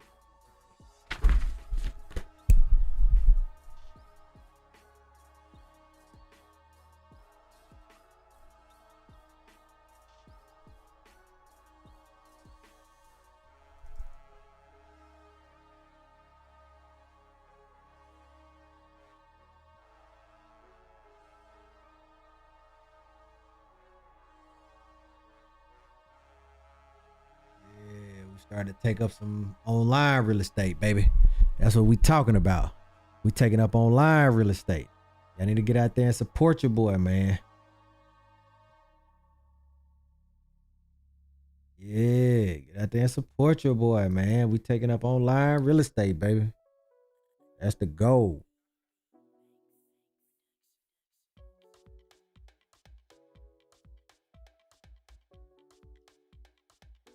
We'll leave this right here for now. Matter of fact, no. Do my site.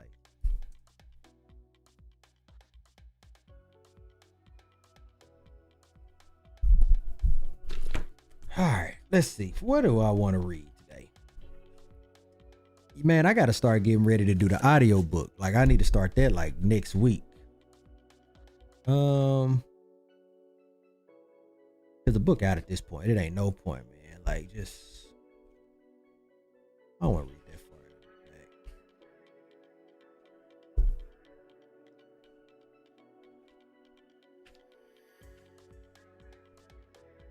Maybe I can hear something.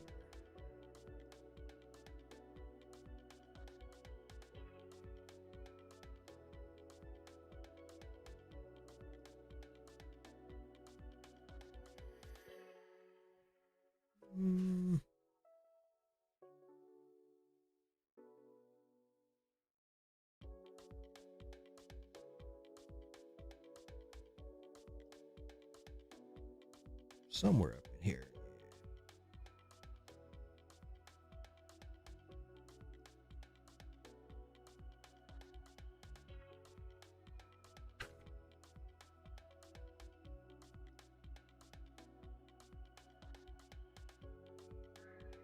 The exchange between the two men momentarily faded into the background as the car pulled up.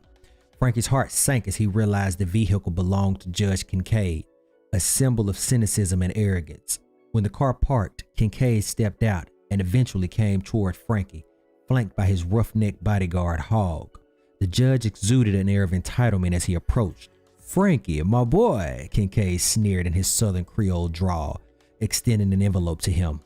Frankie's stomach churned at the court documents, a looming reminder of the trumped-up charges Kincaid held over him. Frankie thought that if he was going to stand up to the judge, tonight would be the night. "Judge, let's talk privately," Frankie suggested, masking his anxiety as he handed the documents back to the judge. "Seems you're having yourself a ball. How about you make good on your payment and I'll just get on out of your hair so you can enjoy your night?" The judge smiled. "I think you'll want to hear what I have to say," Frankie added. Judge Kincaid stroked his dirty beard. "Well, lead the way, son." Detective Marlowe, picking up the underlying hostility, inquired about Frankie's well-being. Frankie responded with a cool, "I'm handling it," signaling he was in control. They made their way through the home and entered the cashmere room. Once they were inside, the ambiance shifted and Frankie broke the ice. "Should we have a drink before we get started?" Let me play something a little more slow.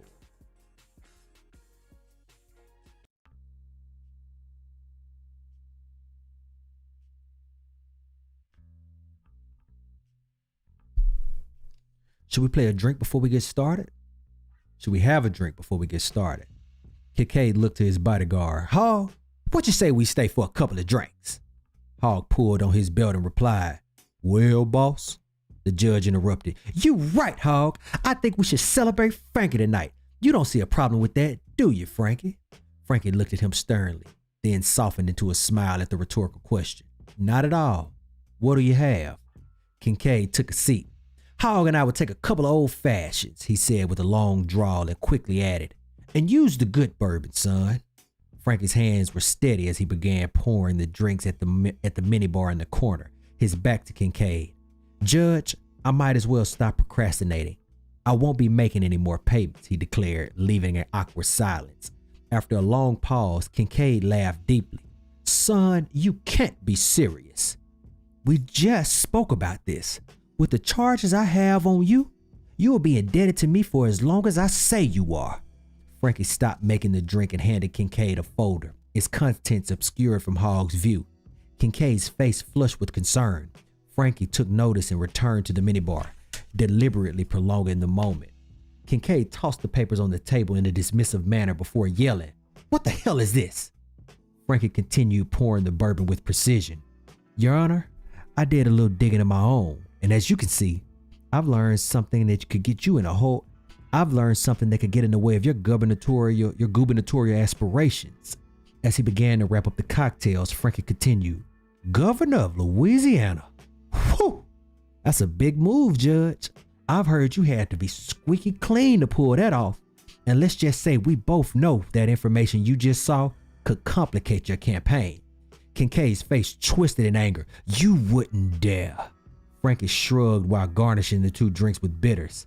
I'm just looking out for myself, Judge. But if you don't want me to go public with this information, I suggest we call our debt slick. Frankie remained cool, a slight smirk playing on his lips. And what if? Kincaid challenged. Frankie returned to the table and set the drinks down. He stepped closer to Kincaid with confidence. Then the truth mysteriously comes out from an anonymous source, he replied, his voice low but firm. But for now, just enjoy the drinks. He turned back to the bar, a large smile on his face. 2 old fashions for 2 old men, he joked, his laughter masking the significance of the exchange. Kincaid's face went pale, and his composure faltered as he processed the implications. Abruptly, he stormed out of the room, hog in tow. Frankie's mind was racing with the possibilities. He knew he had just crossed a dangerous man. Outside the door, Kincaid muttered a veiled threat to Hogg. Frankie tried to listen, but the judge's agitation was the only thing that was clear. After a moment, Frankie stopped eavesdropping and paced. The door slowly reopened, revealing Kincaid once more. His anger had given way to a grudging respect. You're a slick one, Frankie Keys, Kincaid conceded quickly, with a hint of humor. Seems you have a future governor in your back pocket. Keep that secret to yourself, and Louisiana's law won't touch or apply to you. Frankie replied, What exactly are you saying? The judge studied him for a moment. You will never catch a charge in this state as long as I'm around, my boy. With a handshake to seal the deal, Kincaid requested permission to stick around the party for a bit. Hell, I ought to be able to stay for a couple of drinks. You just took me out back and gave me an old-fashioned butt whipping. What do you say? Frankie obliged the judge's request because he saw it as a way to keep his new enemy close for the night. Kincaid joined the party, leaving Frankie alone with his thoughts. The encounter, a dance of power and wits, had ended in Frankie's favor, but at what cost? He knew he had challenged a formidable opponent and that the game was far from over. Frankie lingered for a while, his confrontation with Judge Kincaid pressing heavily on his mind. Silky's words echoed in his ears. A good enemy is better than a false friend. Yet, as he ventured back and forth down the hall, a sense of unease unfurled within him. The laughter and music from the party seemed distant, muffled by his racing thoughts. Realizing he was not ready to return to the party, he decided to head back to his sanctuary to clear his mind. As he re-entered the cashmere room, now tainted by the night's revelation, Frankie noticed the air felt colder and denser. He stopped, sensing a presence. From the shadows, a figure emerged, 2 glasses in hand.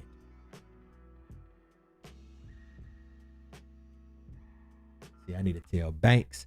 Shout out my boy Banks. D Banks, he gonna help me out with the audio book. I need to tell him records like this joint 6 minutes too. This is perfect for the book. I need to get the least to this joint. Perfect for this chapter. Matter of fact, let me text him right now.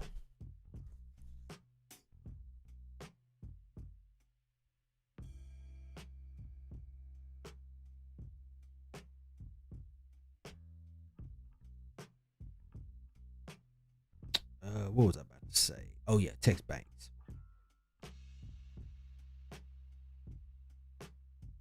Raw. I ain't done reading, so if you don't want to hear me read no more, it might not be a good time to click off or check out if you listening. Raw off of volume 10.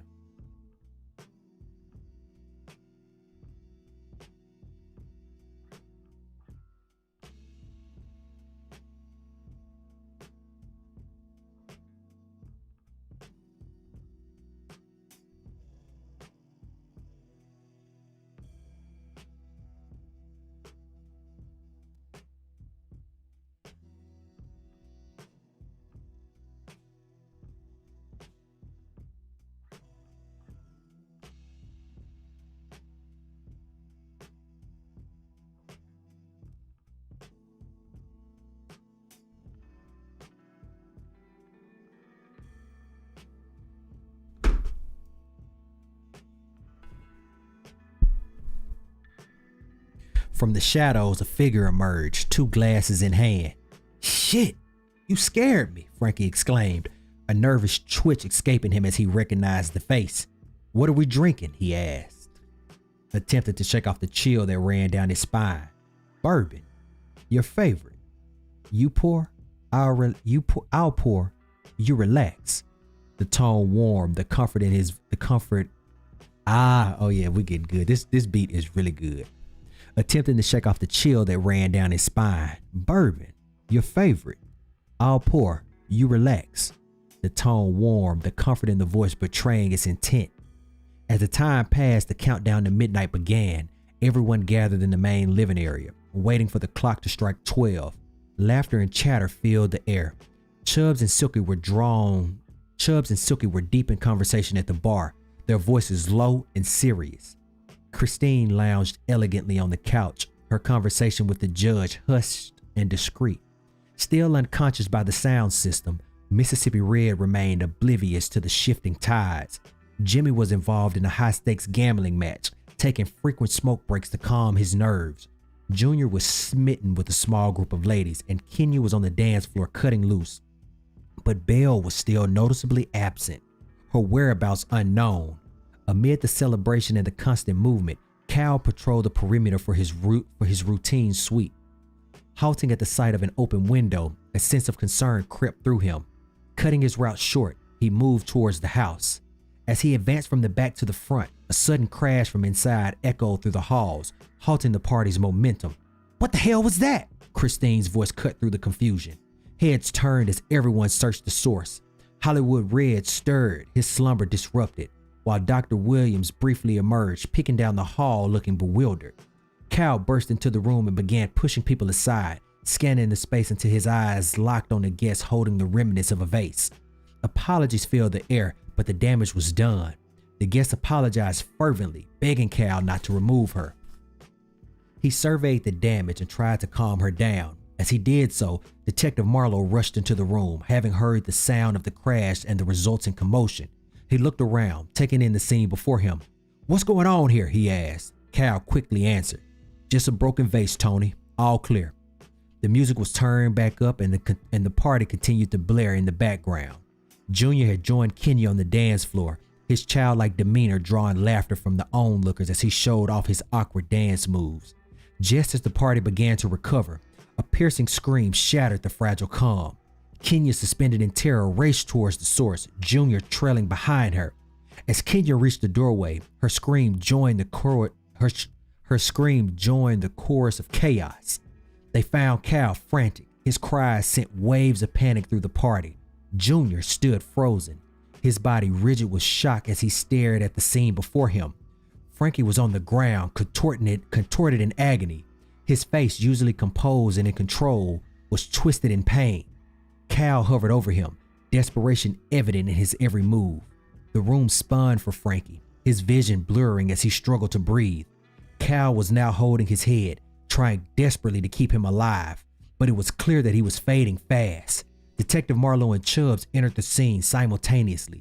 Detective Marlowe's instincts kicked in as he took in the sight before him.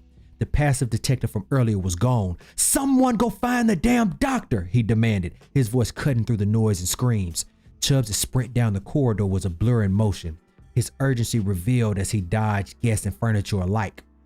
The sound of his heart pounding in his ears drowned out the distant cries. As he burst into the doctor's room, the sight that greeted him caused a momentary shock. The doctor was laid up with sin in bed. Doctor, now! Frank is in trouble! Chubbs' voice broke through the haze of passion, urgency overriding the doctor's embarrassment. The doctor, startled, stumbled from bed, his mind struggling to adjust from the warmth of the sheets and the cold reality awaiting him. Clad in only his underwear, knee-high socks, and sleeveless undershirt, he sprinted towards the commotion, his dignity forgotten as his medical instinct seized control. The doctor rushed into the room, his heart sinking at the sight before him. Frankie was gasping for air, his breaths coming in ragged, shallow gulps.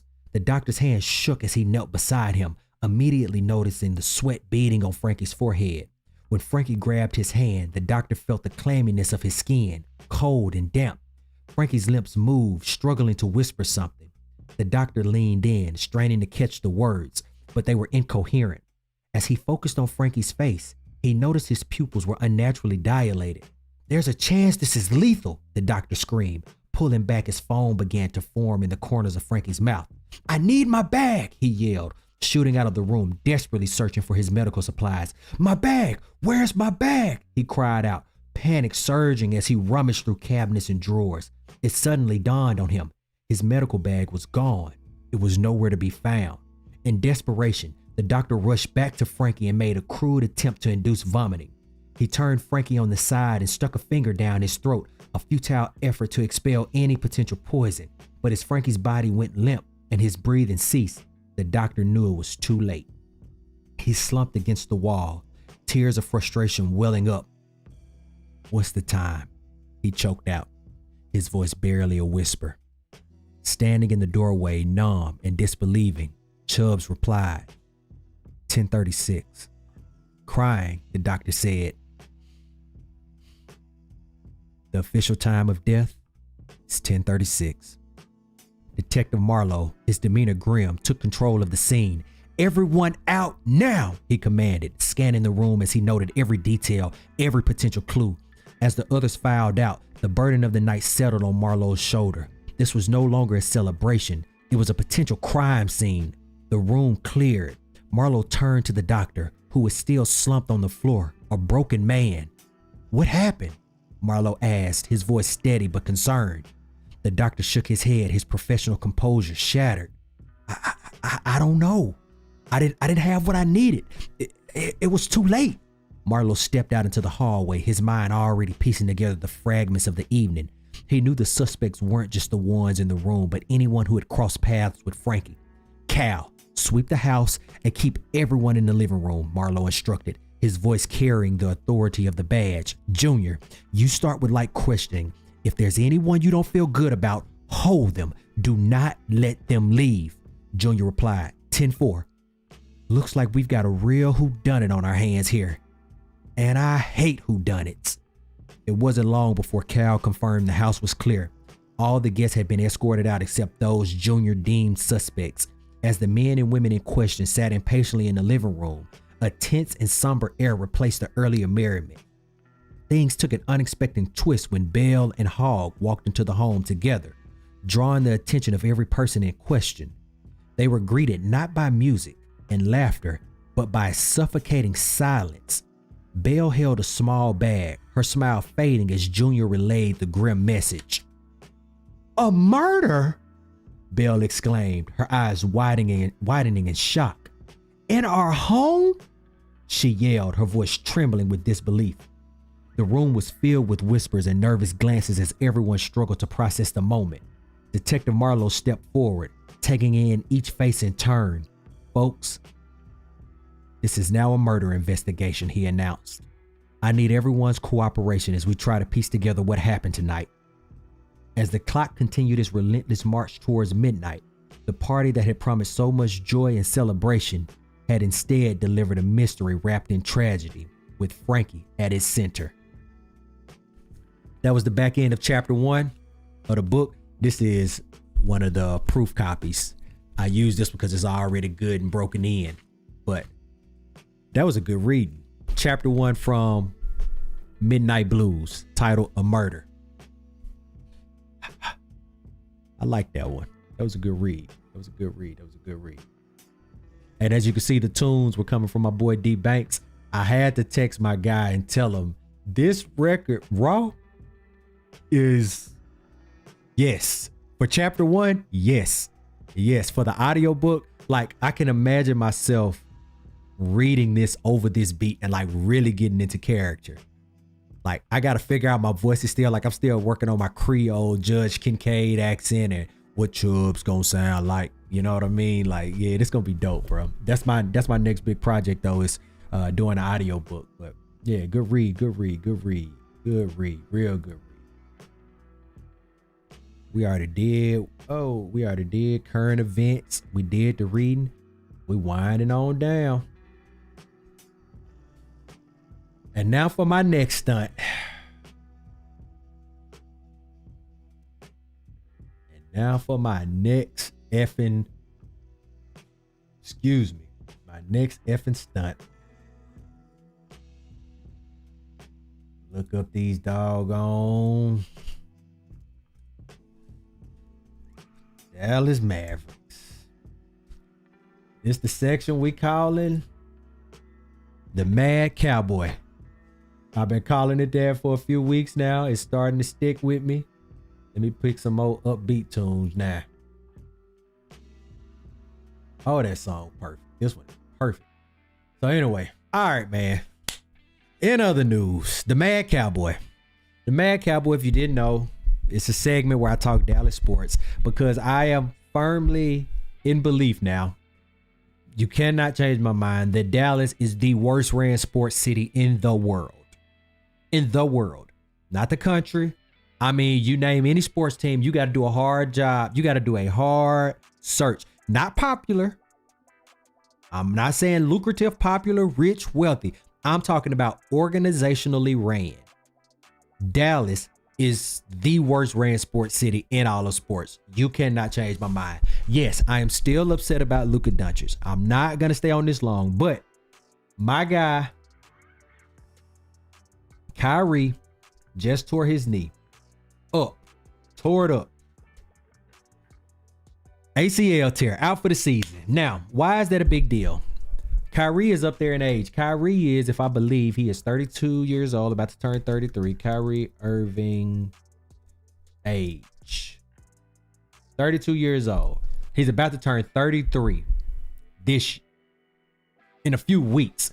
He's about to turn 33 years old, and he's coming off of a significant knee injury in the same knee he injured before. Let me preface this with saying Kyrie Irving, no matter what you feel about him, what you think about him, there's a lot of controversy from early in his career. Kyrie Irving is my favorite NBA player. Will always be my favorite NBA player. So this is particularly devastating for me. It's particularly brutal for me. But even if we were to take this a step further, it's even worse because this injury effectively tanks the Mavericks.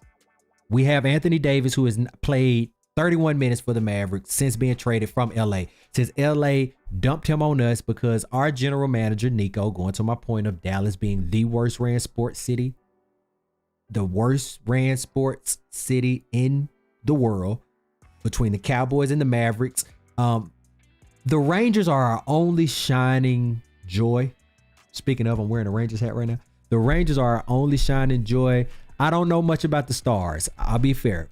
Eventually, I will get to the Stars and I will get to FC Dallas. But as it stands right now, I'm making that assumption just based off of the Cowboys and the Mavericks. Those two alone do enough bad to make up for the entire city of Dallas in terms of being poorly ran sports franchises. Now, we traded away Luka Doncic in a attempt to win now.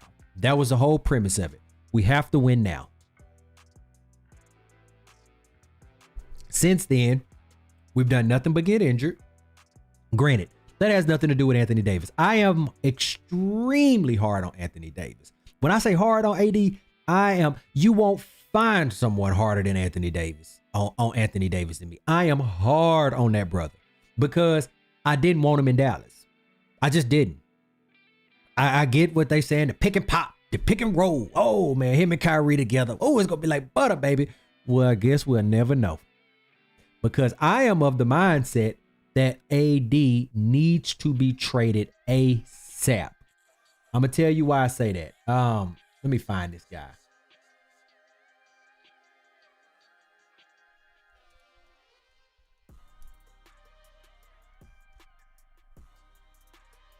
Let me find the clip. I think it's on YouTube.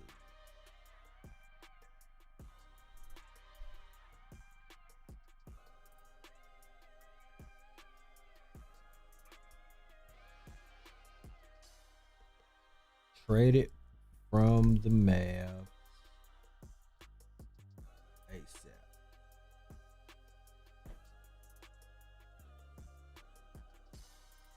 Where is the guy saying it? I know it's out here. I know he didn't take it down.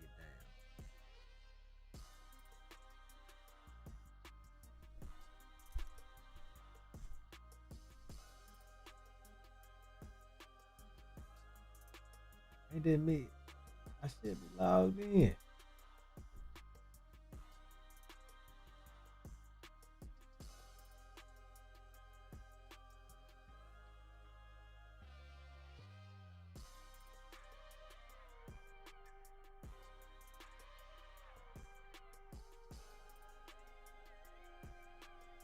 Give me 1 second here.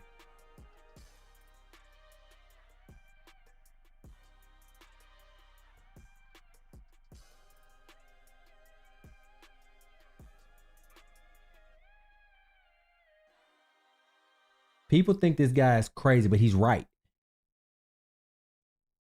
I mean, that's aggressive. I'm going to be honest. I don't think Anthony Davis should ever play for the Mavericks again. He shouldn't play the rest of the season, and they should trade him this summer. I mean, that's aggressive. It's not aggressive. Nico Harrison talked about they're having a 3 or 4 year window with this group that included this season. Okay, Kyrie Irving is going to be a 33-year-old guard who just had a catastrophic knee injury, was a player option for next season. You basically have to write him off at being a major contributor for next season. Maybe he can come back and do that.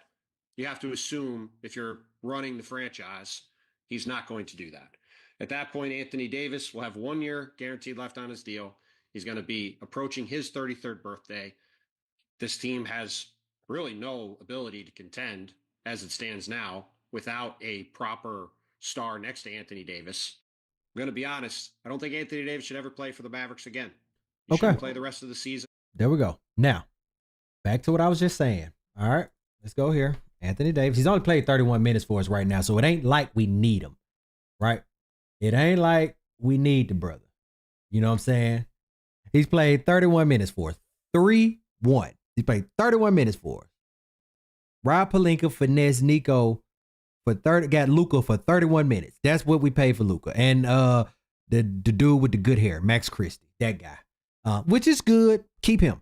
Now, I'm going to tell you what I think we should do. If I was the GM of this team, this is how I would run the team. I agree with the guy.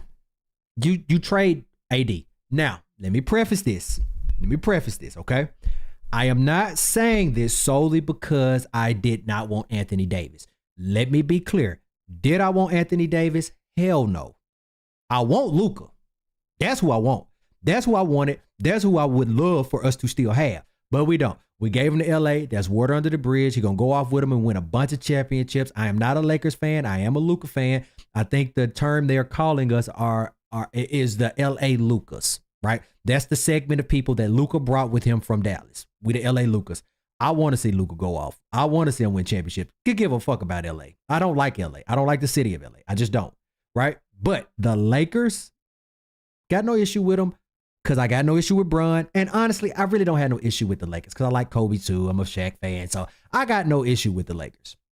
But am I a Lakers fan? No. I am a Luka fan. Let's be clear. So when you see me rooting for the Lakers, know that I'm not rooting for the Lakers. I'm rooting for Luka. Now, Anthony Davis gave us 31 minutes. Okay? Let's air it out. Here's why you trade him. I'm a big Mavericks fan. Let me give you some context on the Mavericks roster and team construction right now. Okay. As it currently stands, we own 2 picks outright. 2. We own our first round pick this year. We own our first draft pick next year. That's 2025 and 2026. Oh, why is that important? The only chance you have at getting a blue chip prospect is now in one of those 2 classes.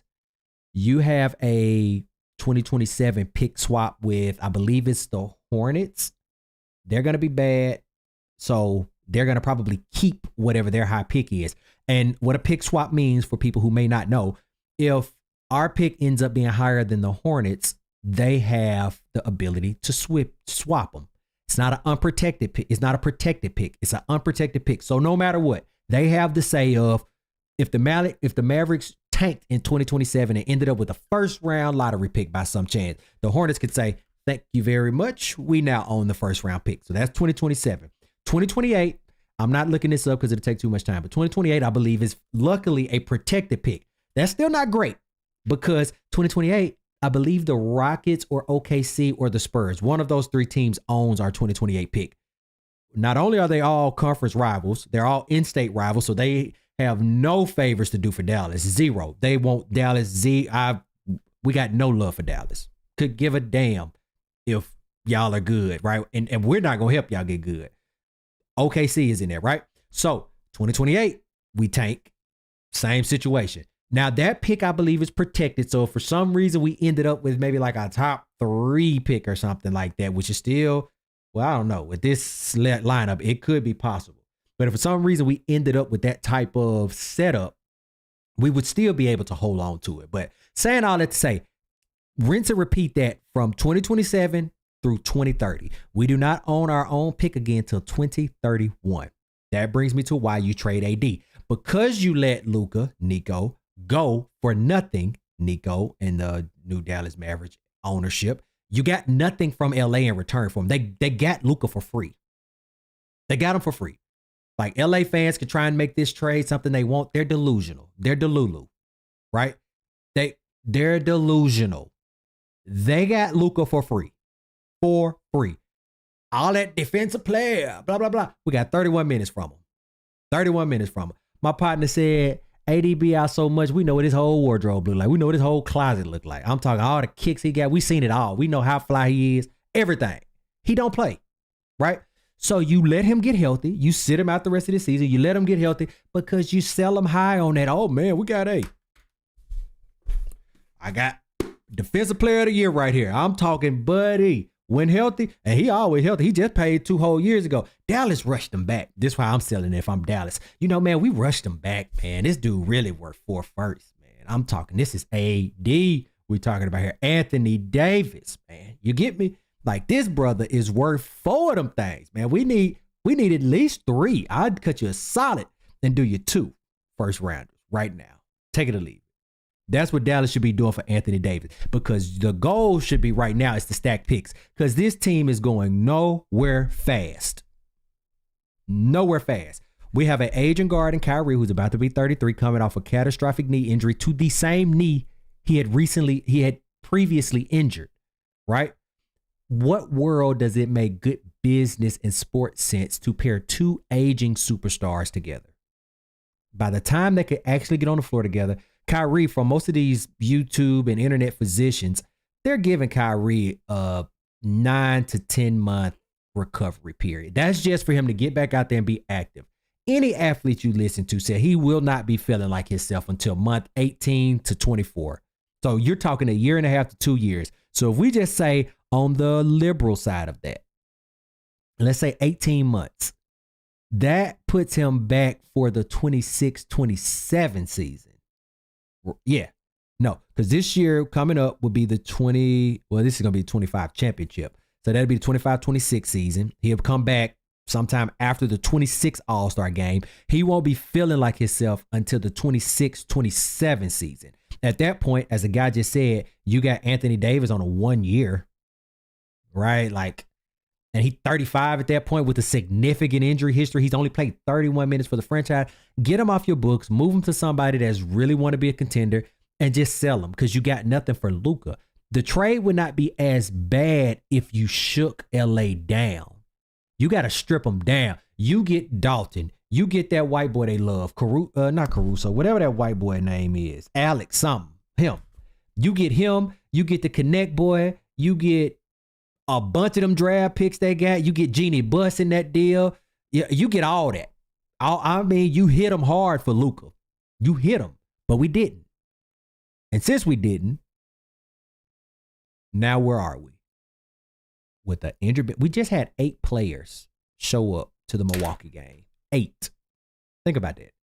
With our 5 people on the floor, we had 3 people on the bench.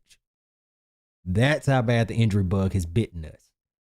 Again, injuries are not a part of the trade, but the reality of it is, when you traded away Luka, you traded away your window.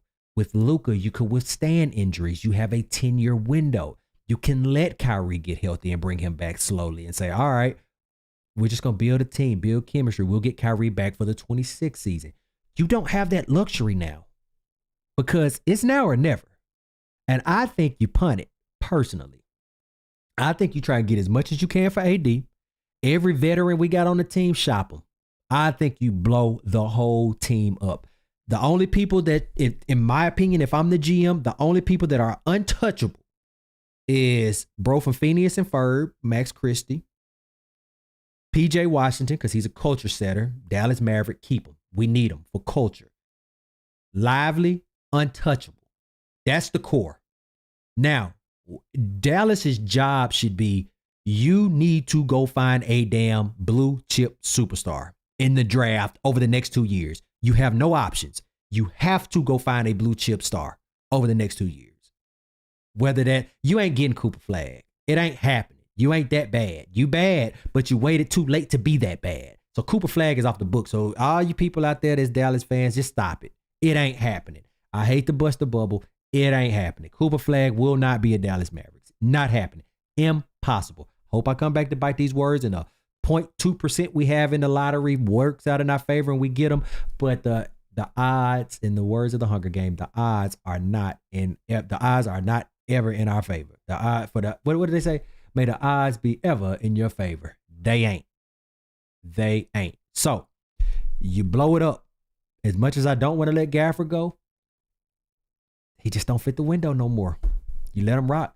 We shouldn't have gave up Quentin Grimes for Caleb Martin, who ain't played. They put bro in the G League as Quentin Grimes is in Philly dropping 44 points. Nico is a ass GM. And it is so crazy how he went from getting GM of the year conversation nods to you tanked a franchise in 30 days. Do you know how bad at your job you got to be to fuck it up in 30 days? Fam, 30. From the time I started streaming consistently to today, Nico has single-handedly dismantled the Mavericks. Single-handedly. So, people say what they want to say. I think step one to this whole thing is we got to get off Anthony Davis, man. And I joke with him, man. I don't wish this brother no bad luck. I want him to get healthy, you know, all of that stuff. But the reality of it is he just don't fit the window no more. The window is 2 to 3 years with a healthy Kyrie. Excuse me. Kyrie is now injured, so that just don't work. It just don't track. The math don't math no more. So, you know, with that said, I think you move off AD. I think you re-sign Kyrie. Personally, I don't know if Kyrie would be willing to do this, but I think if I'm a Mavericks GM and the ownership group, I approach Kyrie and say, hey, we're willing to give you a long-term deal. We want you to end your career in Dallas. We can't give you that supermax. You're coming off a bad knee injury. But what we will give you is the time and space to rehab and recover. Instead of you trying to break the bank for this supermax deal, let us sign you to a 4-year favorable contract, 4-year, $100 million or something like that. You know what I mean? They give you time to stay out of the public eye. Dallas ain't about to be good, so ain't no pressure for you to come back.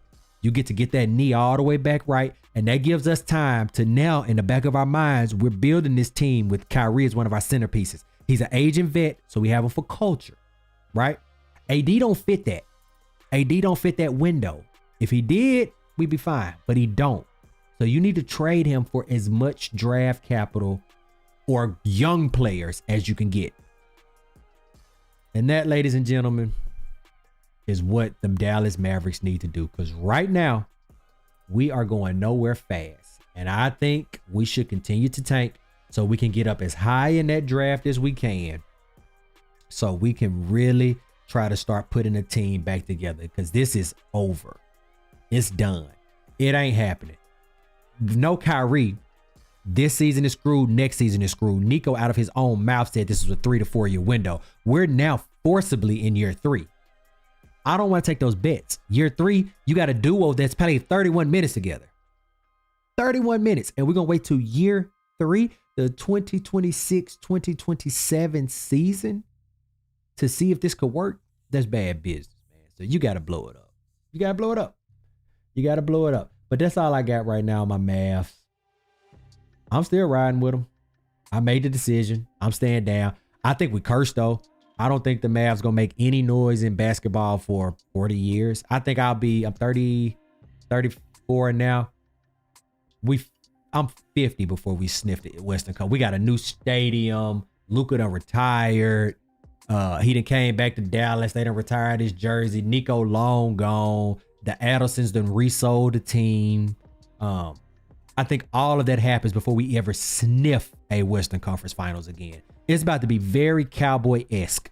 The Cowboys, great segue, Jeremy. Great segue. The Cowboys ain't been back to the Western Conference to the NFC Finals, the NFC Conference Championship, excuse me. I'm trying to merge the two sports together. The NFC Conference Championship, they ain't been back in 30 years. Mavericks fans, MFL for life, we are on year 1 of 30.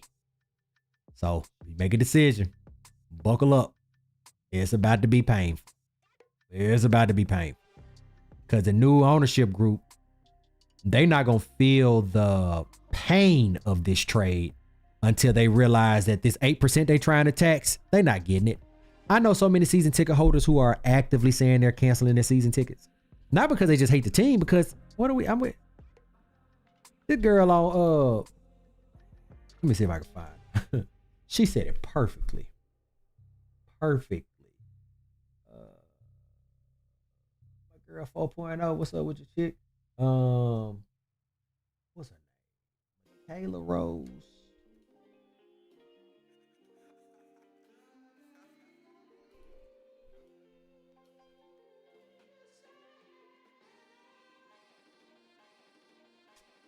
What's her name? Rose.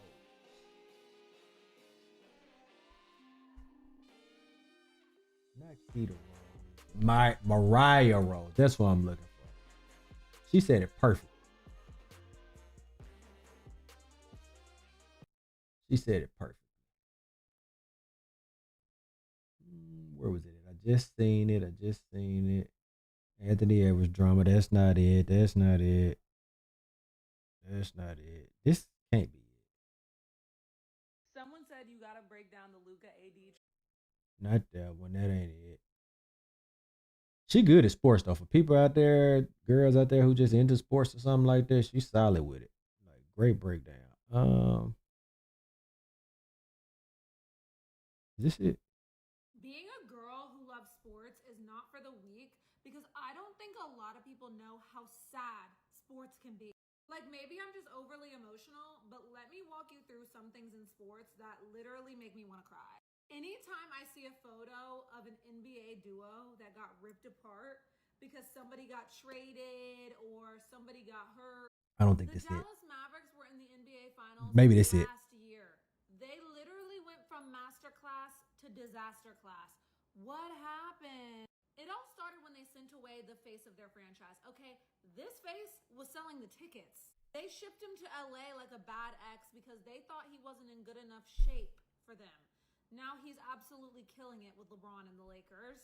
They did this because they want to win now. So they went and got Anthony Davis, who, don't get me wrong, is an amazing player.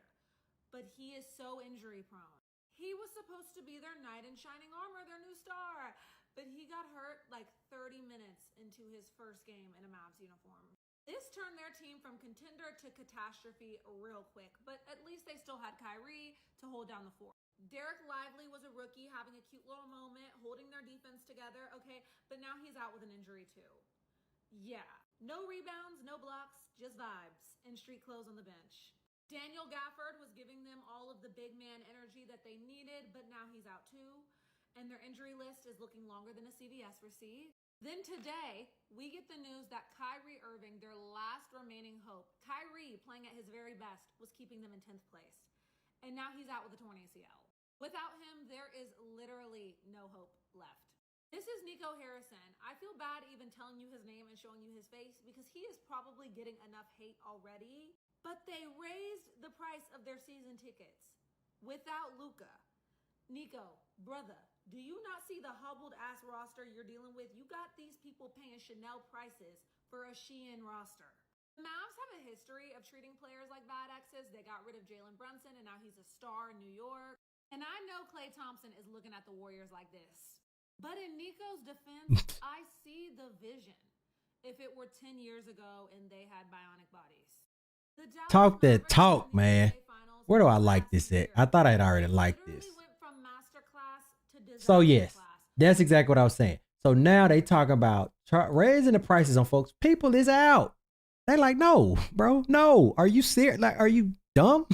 You think I'm about to pay 8% more to come see AD get hurt? And then I'm watching who? Now. Who? Literally think about that. You think I'm about to pay 8% more to come to American Airlines Center where I got to pay for parking? A beer gonna run me a dub. If I want a nice little tequila, it's gonna run me about an 18 spot. I personally like to be up on the platinum level. You know what I'm saying? I be plat only. You know, you think I'm about to do that to see who? Nico? Miriam Adelson? Patrick Dumont? That's her son-in-law. You think about this. Think about what you asking. You think we're about to do that? We not.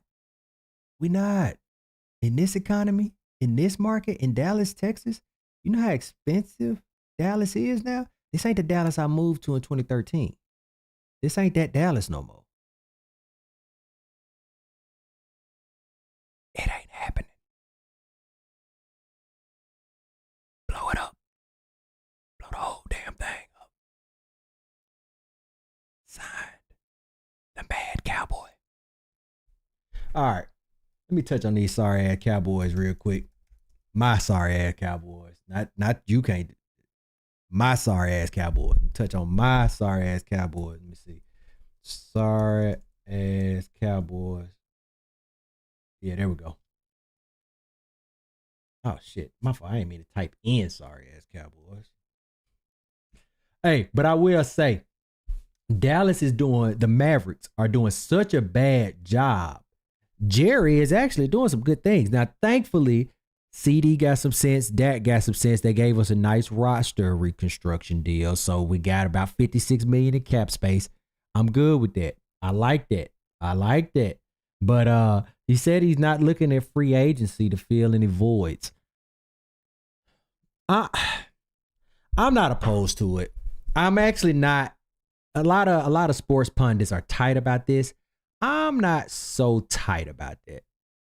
I ain't so hard pressed about the fact that we not filling any voids through free agency. I'm not super pressed about that. I'll be honest.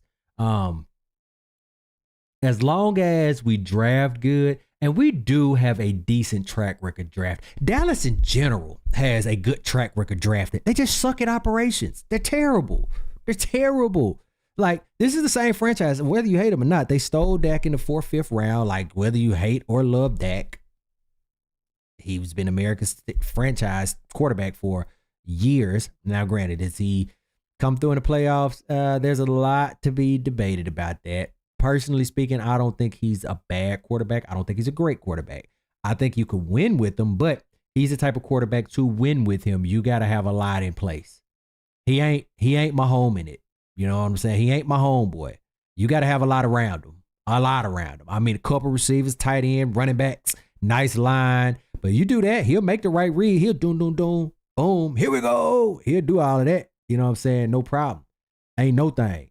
But don't put him on no bum team. Don't give him a Shein roster and think you about to get a Chanel ticket out of the deal. It ain't happening.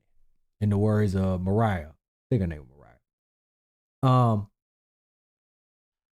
I think we do need to sign Rico Dowdle. I'm cool with that.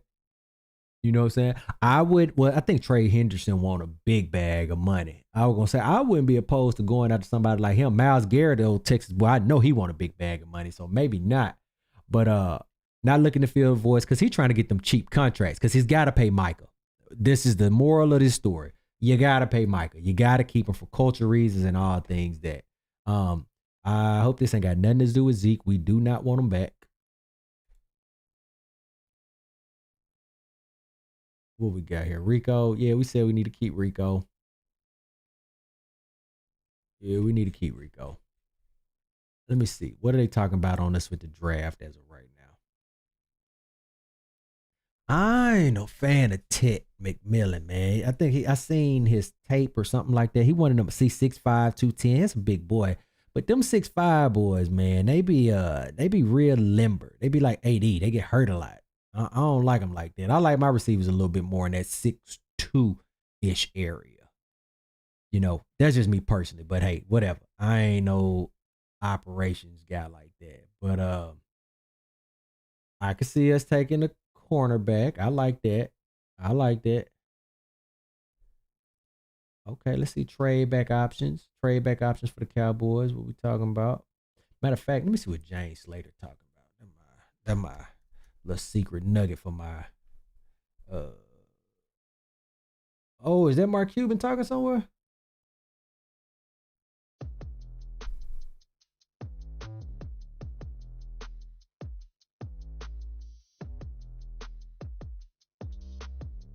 Oh, how did I miss this?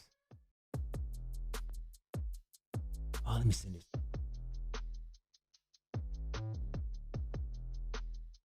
Oh, I'll find it tomorrow.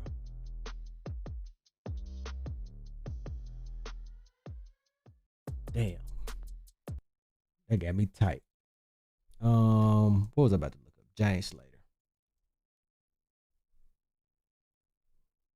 See what she got going on about the Cowboys right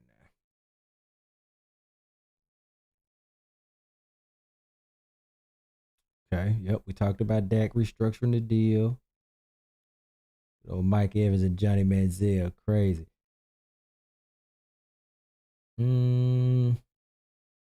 Cowboys are not done.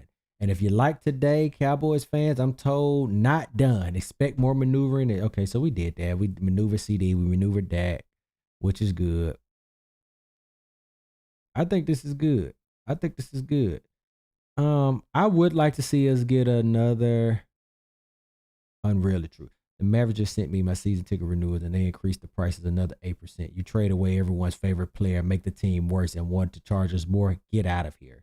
Unreal if true. I'm telling you, people are not gonna renew. I feel bad, man. One of my partners is like a big ticket sale director for them, man. I know he going through it. Like, this is a tough sale. You know what I mean? Like, you got to dig into your sales bag for this one. This is a tough sale. Because not only did you trade the guy everybody loved, the city not fucking with you. Ownership. They don't like you. Like, we don't like them. You know what I mean? Like, we want Mark Cuban back. We hate he sold the team, right? We liked Cuban. We don't like the new ownership. So like, they ain't buying into you. And then obviously we don't like Nico. Nico can't go nowhere in the city. He got booed at an SMU game. I know he just got to be sitting at home and going to work. That's about it. Like, I know he can't go nowhere in Dallas. It's not even on no, it ain't safe for you out here. It's just so awkward. Like, you know, to go out and know you like one of the most hated people in the city. I wouldn't want to go out. You know what I'm saying? I wouldn't want to do it. Just saying that. So, well, I don't know. I don't think we got nothing else on my Cowboys. I did enough ranting on the Mavericks for the both of us today. So, I think that's going to do it for the Mad Cowboys. I don't think, let me see. Like I said, I do like the fact of trading back. Is there anything else out there I want to check out? Probably not. I think I'm going to play a quick game of Halo and call it a stream. Got to play this, man. People going to be talking about me all they want, but I ain't.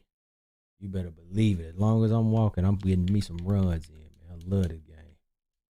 Just make me feel so nostalgic. You know what I mean?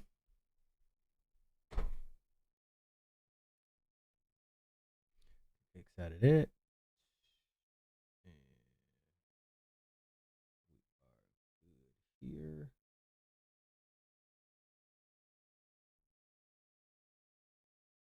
Load that up. Take my rings off.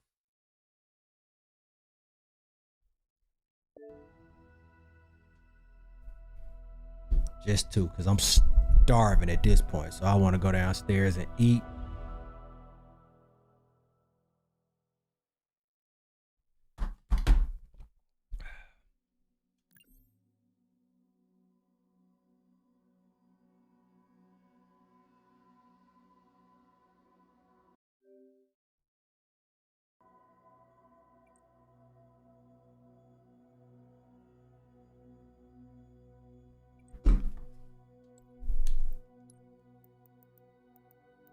How serious do I want to take this?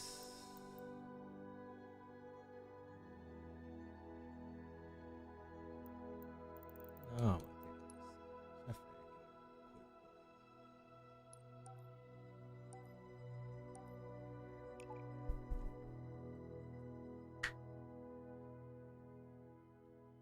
I really want to play some King of the Hill or something like that.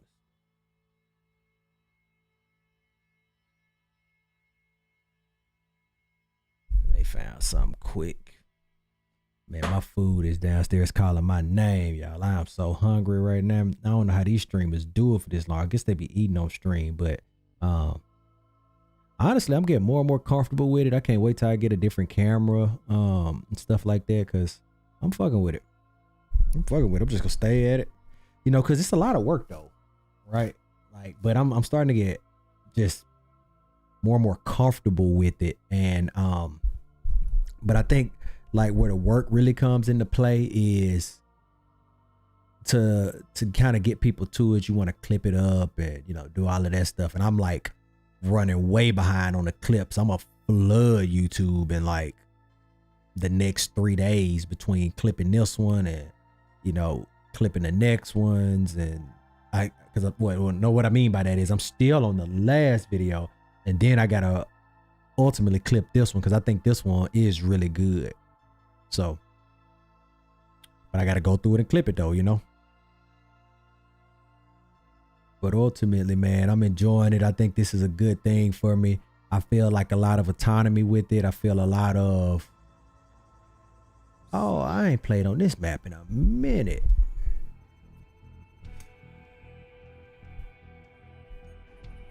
I can take my phone off, do not disturb now.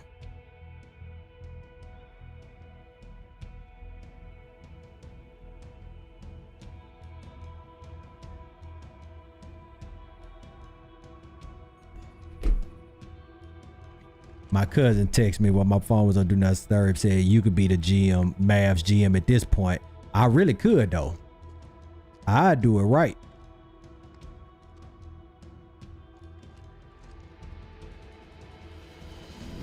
I really could though. Like seriously, I could.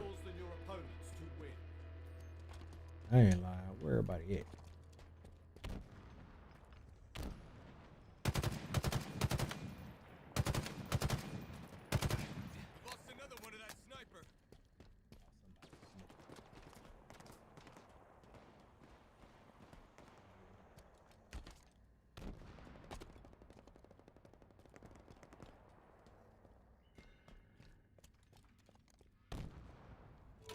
I see headshots in your future. Some on his ass. It should be. Gain the lead.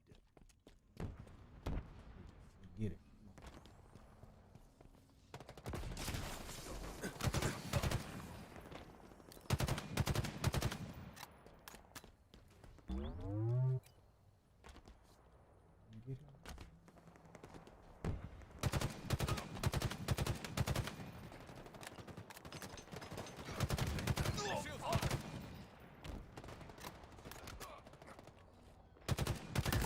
You're quite lethal with that.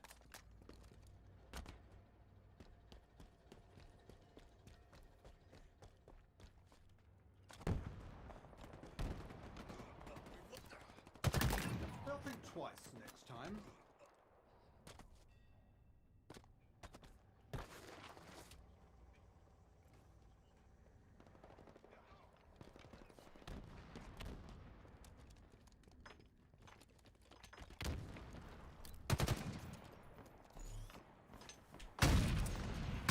Active camo inbound.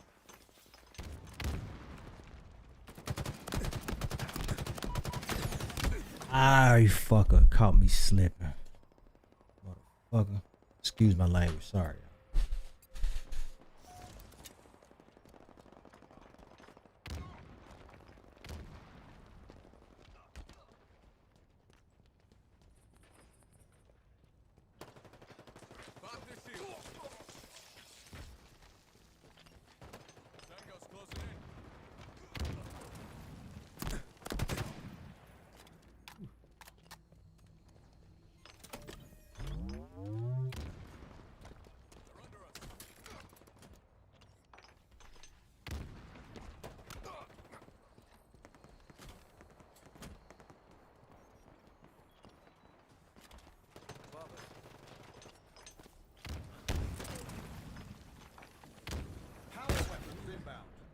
the fuck? Bro, that's some host. Power weapons now available. Tango's closing in. Got him. Lost a teammate.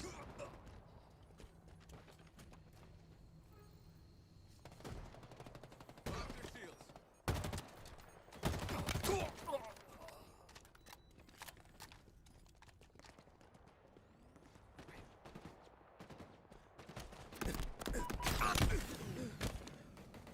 Tango's closing in. What's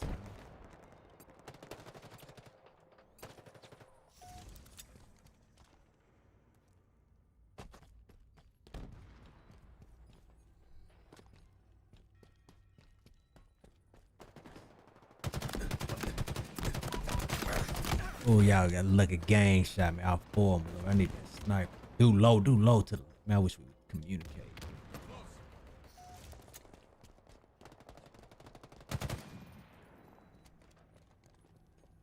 Power items have arrived.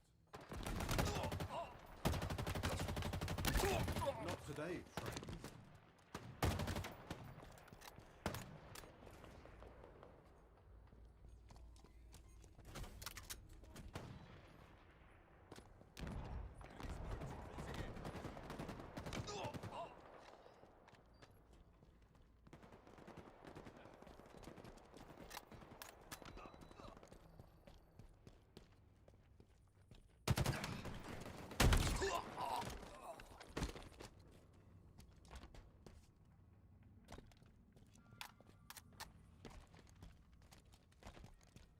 Tango's closing in.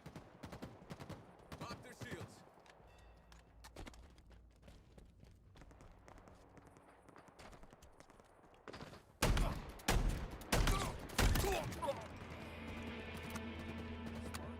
Halfway to victory.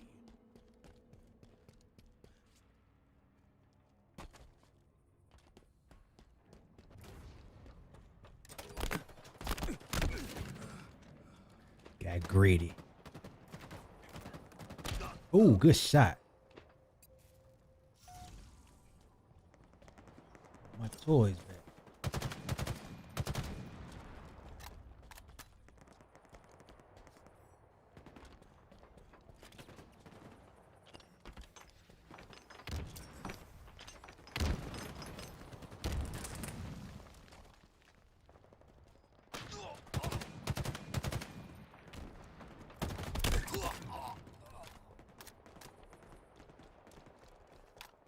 Power items inbound.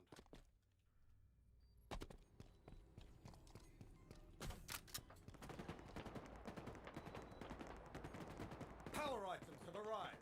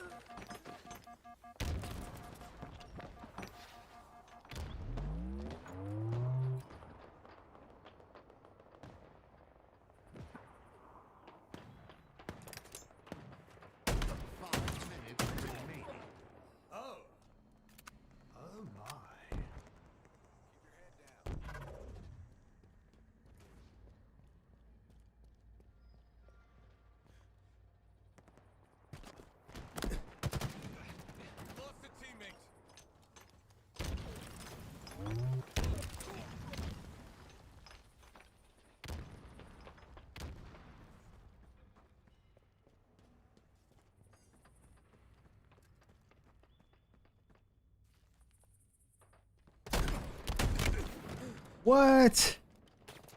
Yeah, tighten him up, tighten him up, tighten him up. Get there, get there, get there, get there.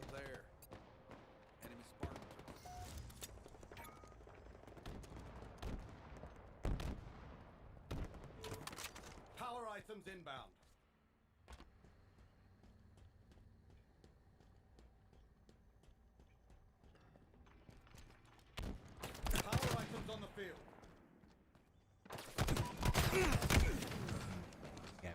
2 for 1. Get this dub, get this dub, get this dub, baby. Nearing victory.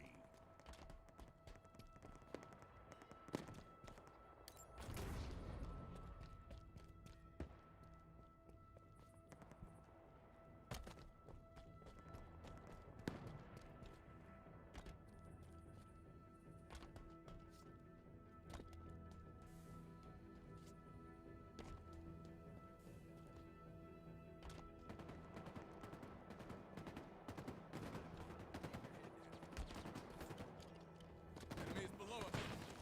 Power weapons inbound.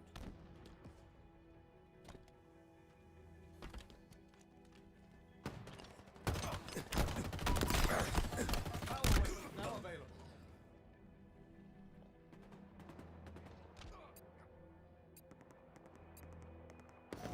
Sniper, keep your head down. They'll think twice next time.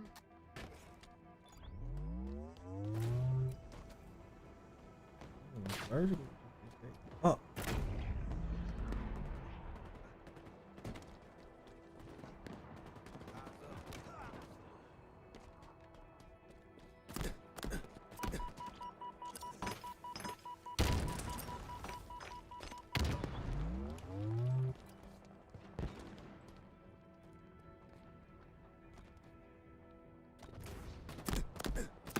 Ah, lost. Power items inbound. They'll think twice next time. Power items now available.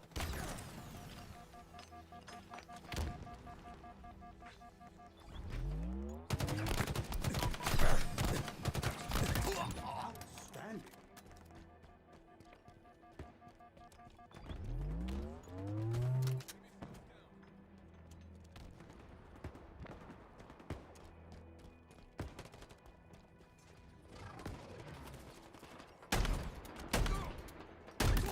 Killing spree. Victory.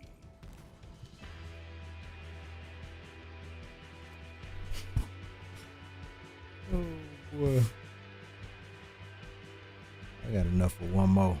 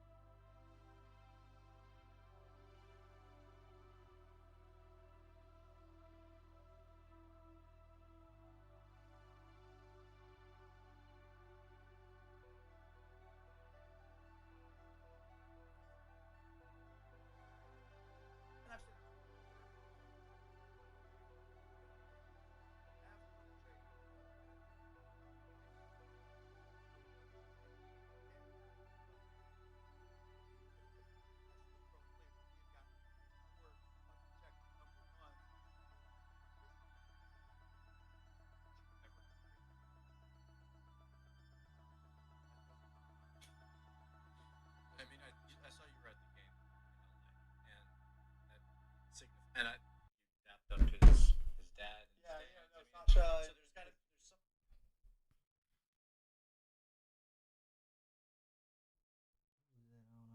Watching WFAA.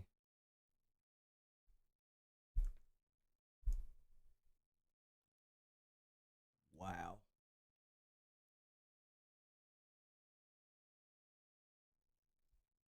I'm telling you, brother, man, I just said that. I just said this. Make sure the game ain't starting I just said this. I wish I could play this.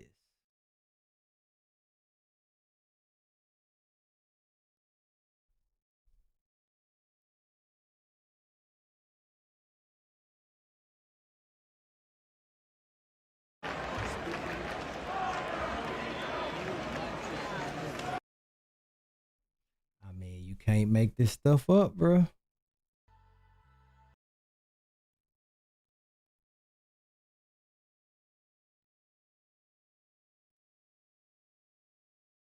Wish it were playing. It won't play now. Try it again.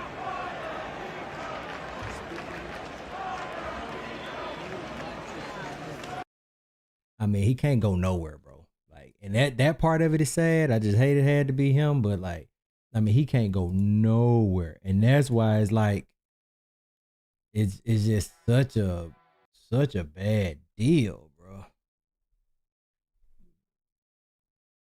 Was your son upset about the trade? Oh yeah, let's get off. Was your son upset about the trade? Yeah, I mean. Were you? Yeah, of course. Yeah. Yeah, of course. And I've said this before. If if the Mavs are going to trade Luka, that's one thing. Just get a better deal. No disrespect to Anthony Davis, but get 3. If I still firmly believe if we had gotten 4 unprotected number ones and Anthony Davis and Max Christie, this would be a different conversation. Would you ever have traded Luka Doncic? I'm not going to go there. It doesn't even matter. I mean, I saw you were at the game though in LA, and I mean that signify. And I think you dapped up his dad. And stands. I mean, Sasha. So there's some sort of there was connection just because we traded. Outkill your opponents and claim victory.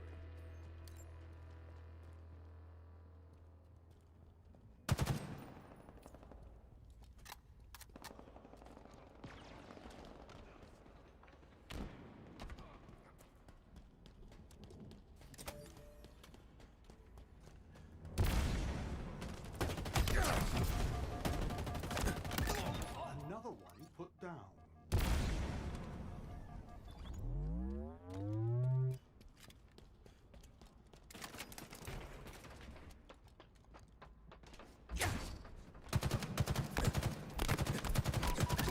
Good shooting, Spartan.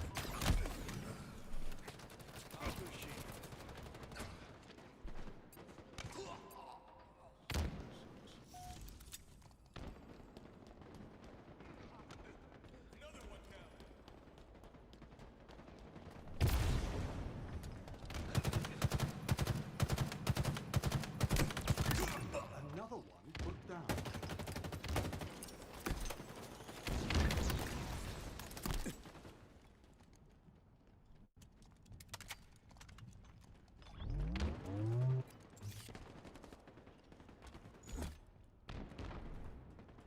Gained the lead. They never saw you coming.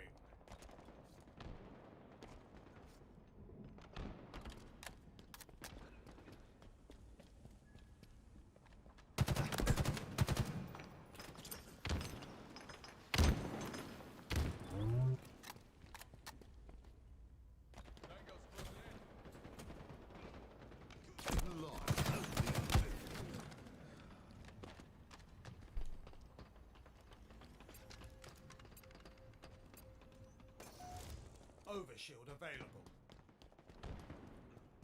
Lost a teammate.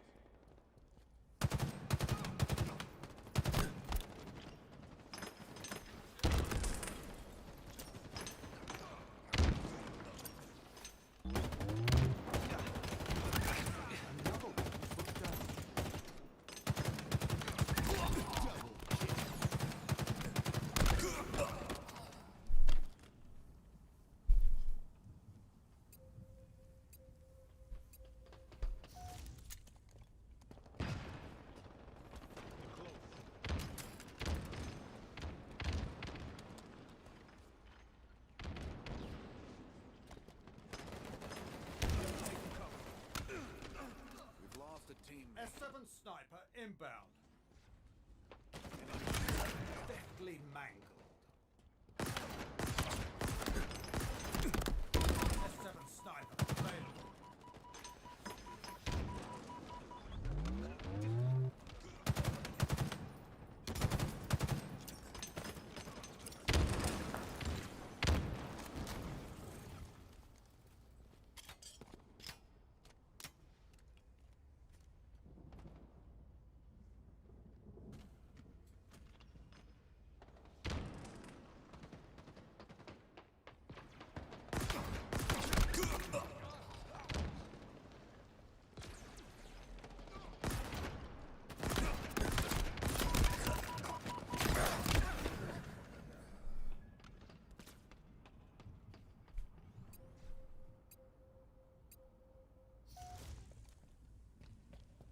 Overshield inbound.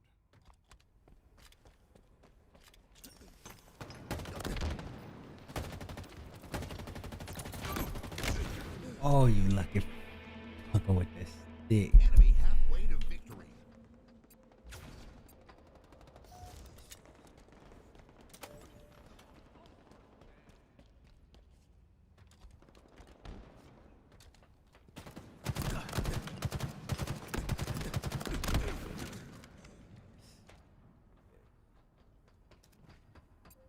Dibs.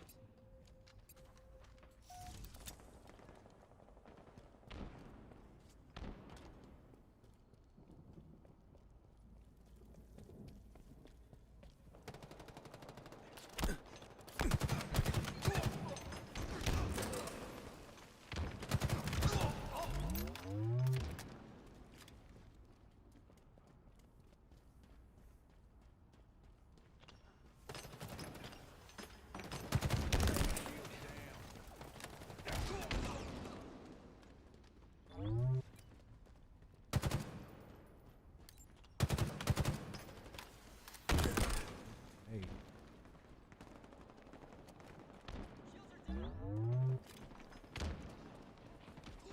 Another one down.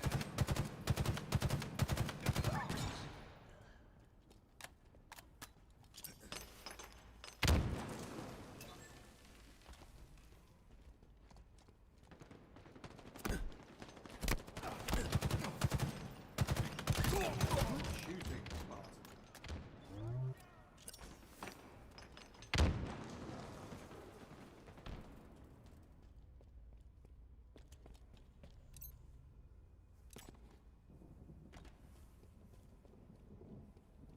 Power items inbound.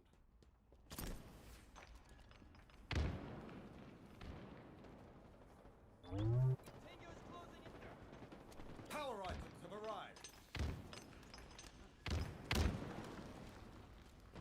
Down there.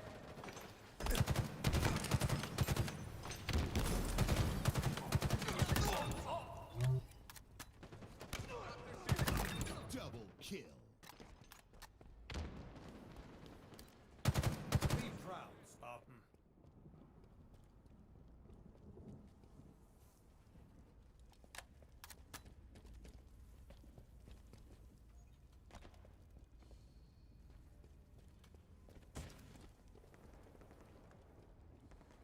We've lost a teammate. Good shooting, Spartan.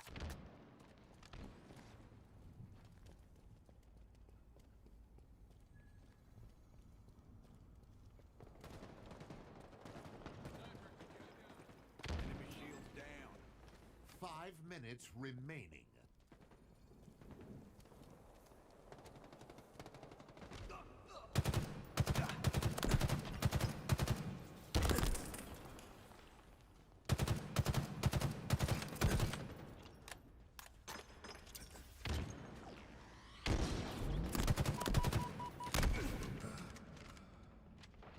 One kill, one kill. Come on, come on, come on. Take that. Gain the Yes. lead.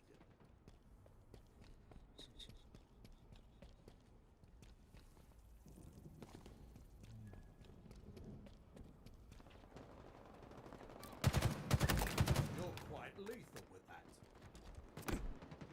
Nearing victory. Overshield inbound.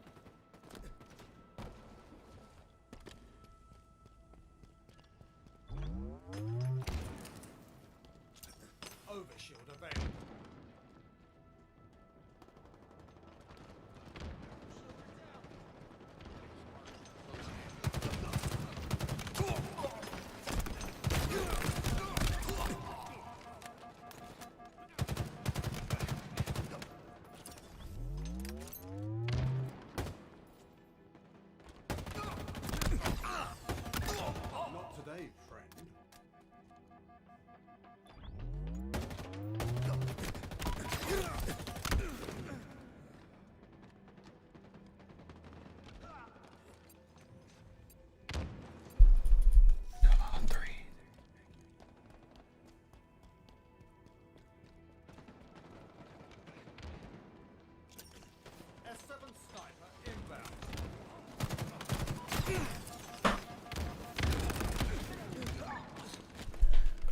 Come on.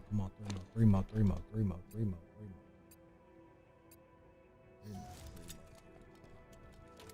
I see headshots in your future.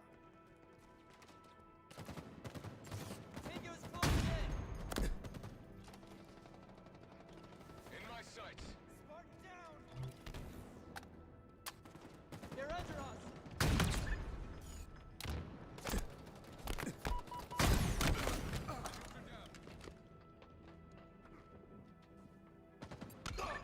Yes, one more.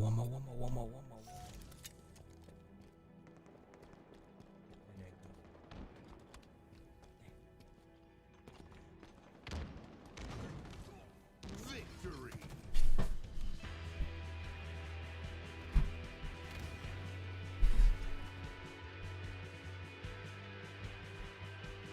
Good stuff. Finish up on that.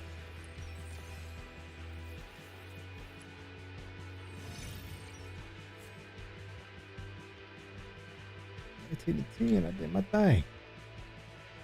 I can still talk to Steve Nash. I mean, I went through this before when Steve Nash left and then won 2 MVPs. Yeah. Right. The good news is that we went to the finals and won a championship. So I've been through something, but there wasn't social media back then, so it wasn't quite the same. But yeah, I mean, you're going to make mistakes, and you know, I think the biggest challenge that the Mavs have right now is there's nobody who's really outgoing to communicate. And it's not so much what you do, it's how you communicate why you do what you do. What makes sports different than every other industry, you know, Google has, Texas Instruments has a record quarter. Nobody throws a parade. And when you win, if fans are passionate enough to show up in 100-degree weather and line the streets, then you've got to expect when things don't go the way they want, they're going to be just as passionate in response.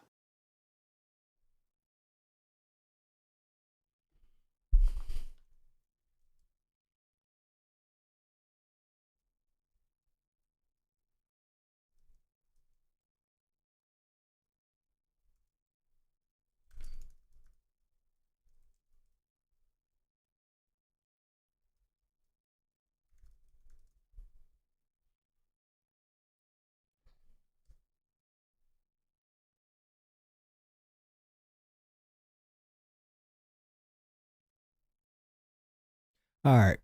Well, it's been a good night, fun-filled night, but time for me to call it.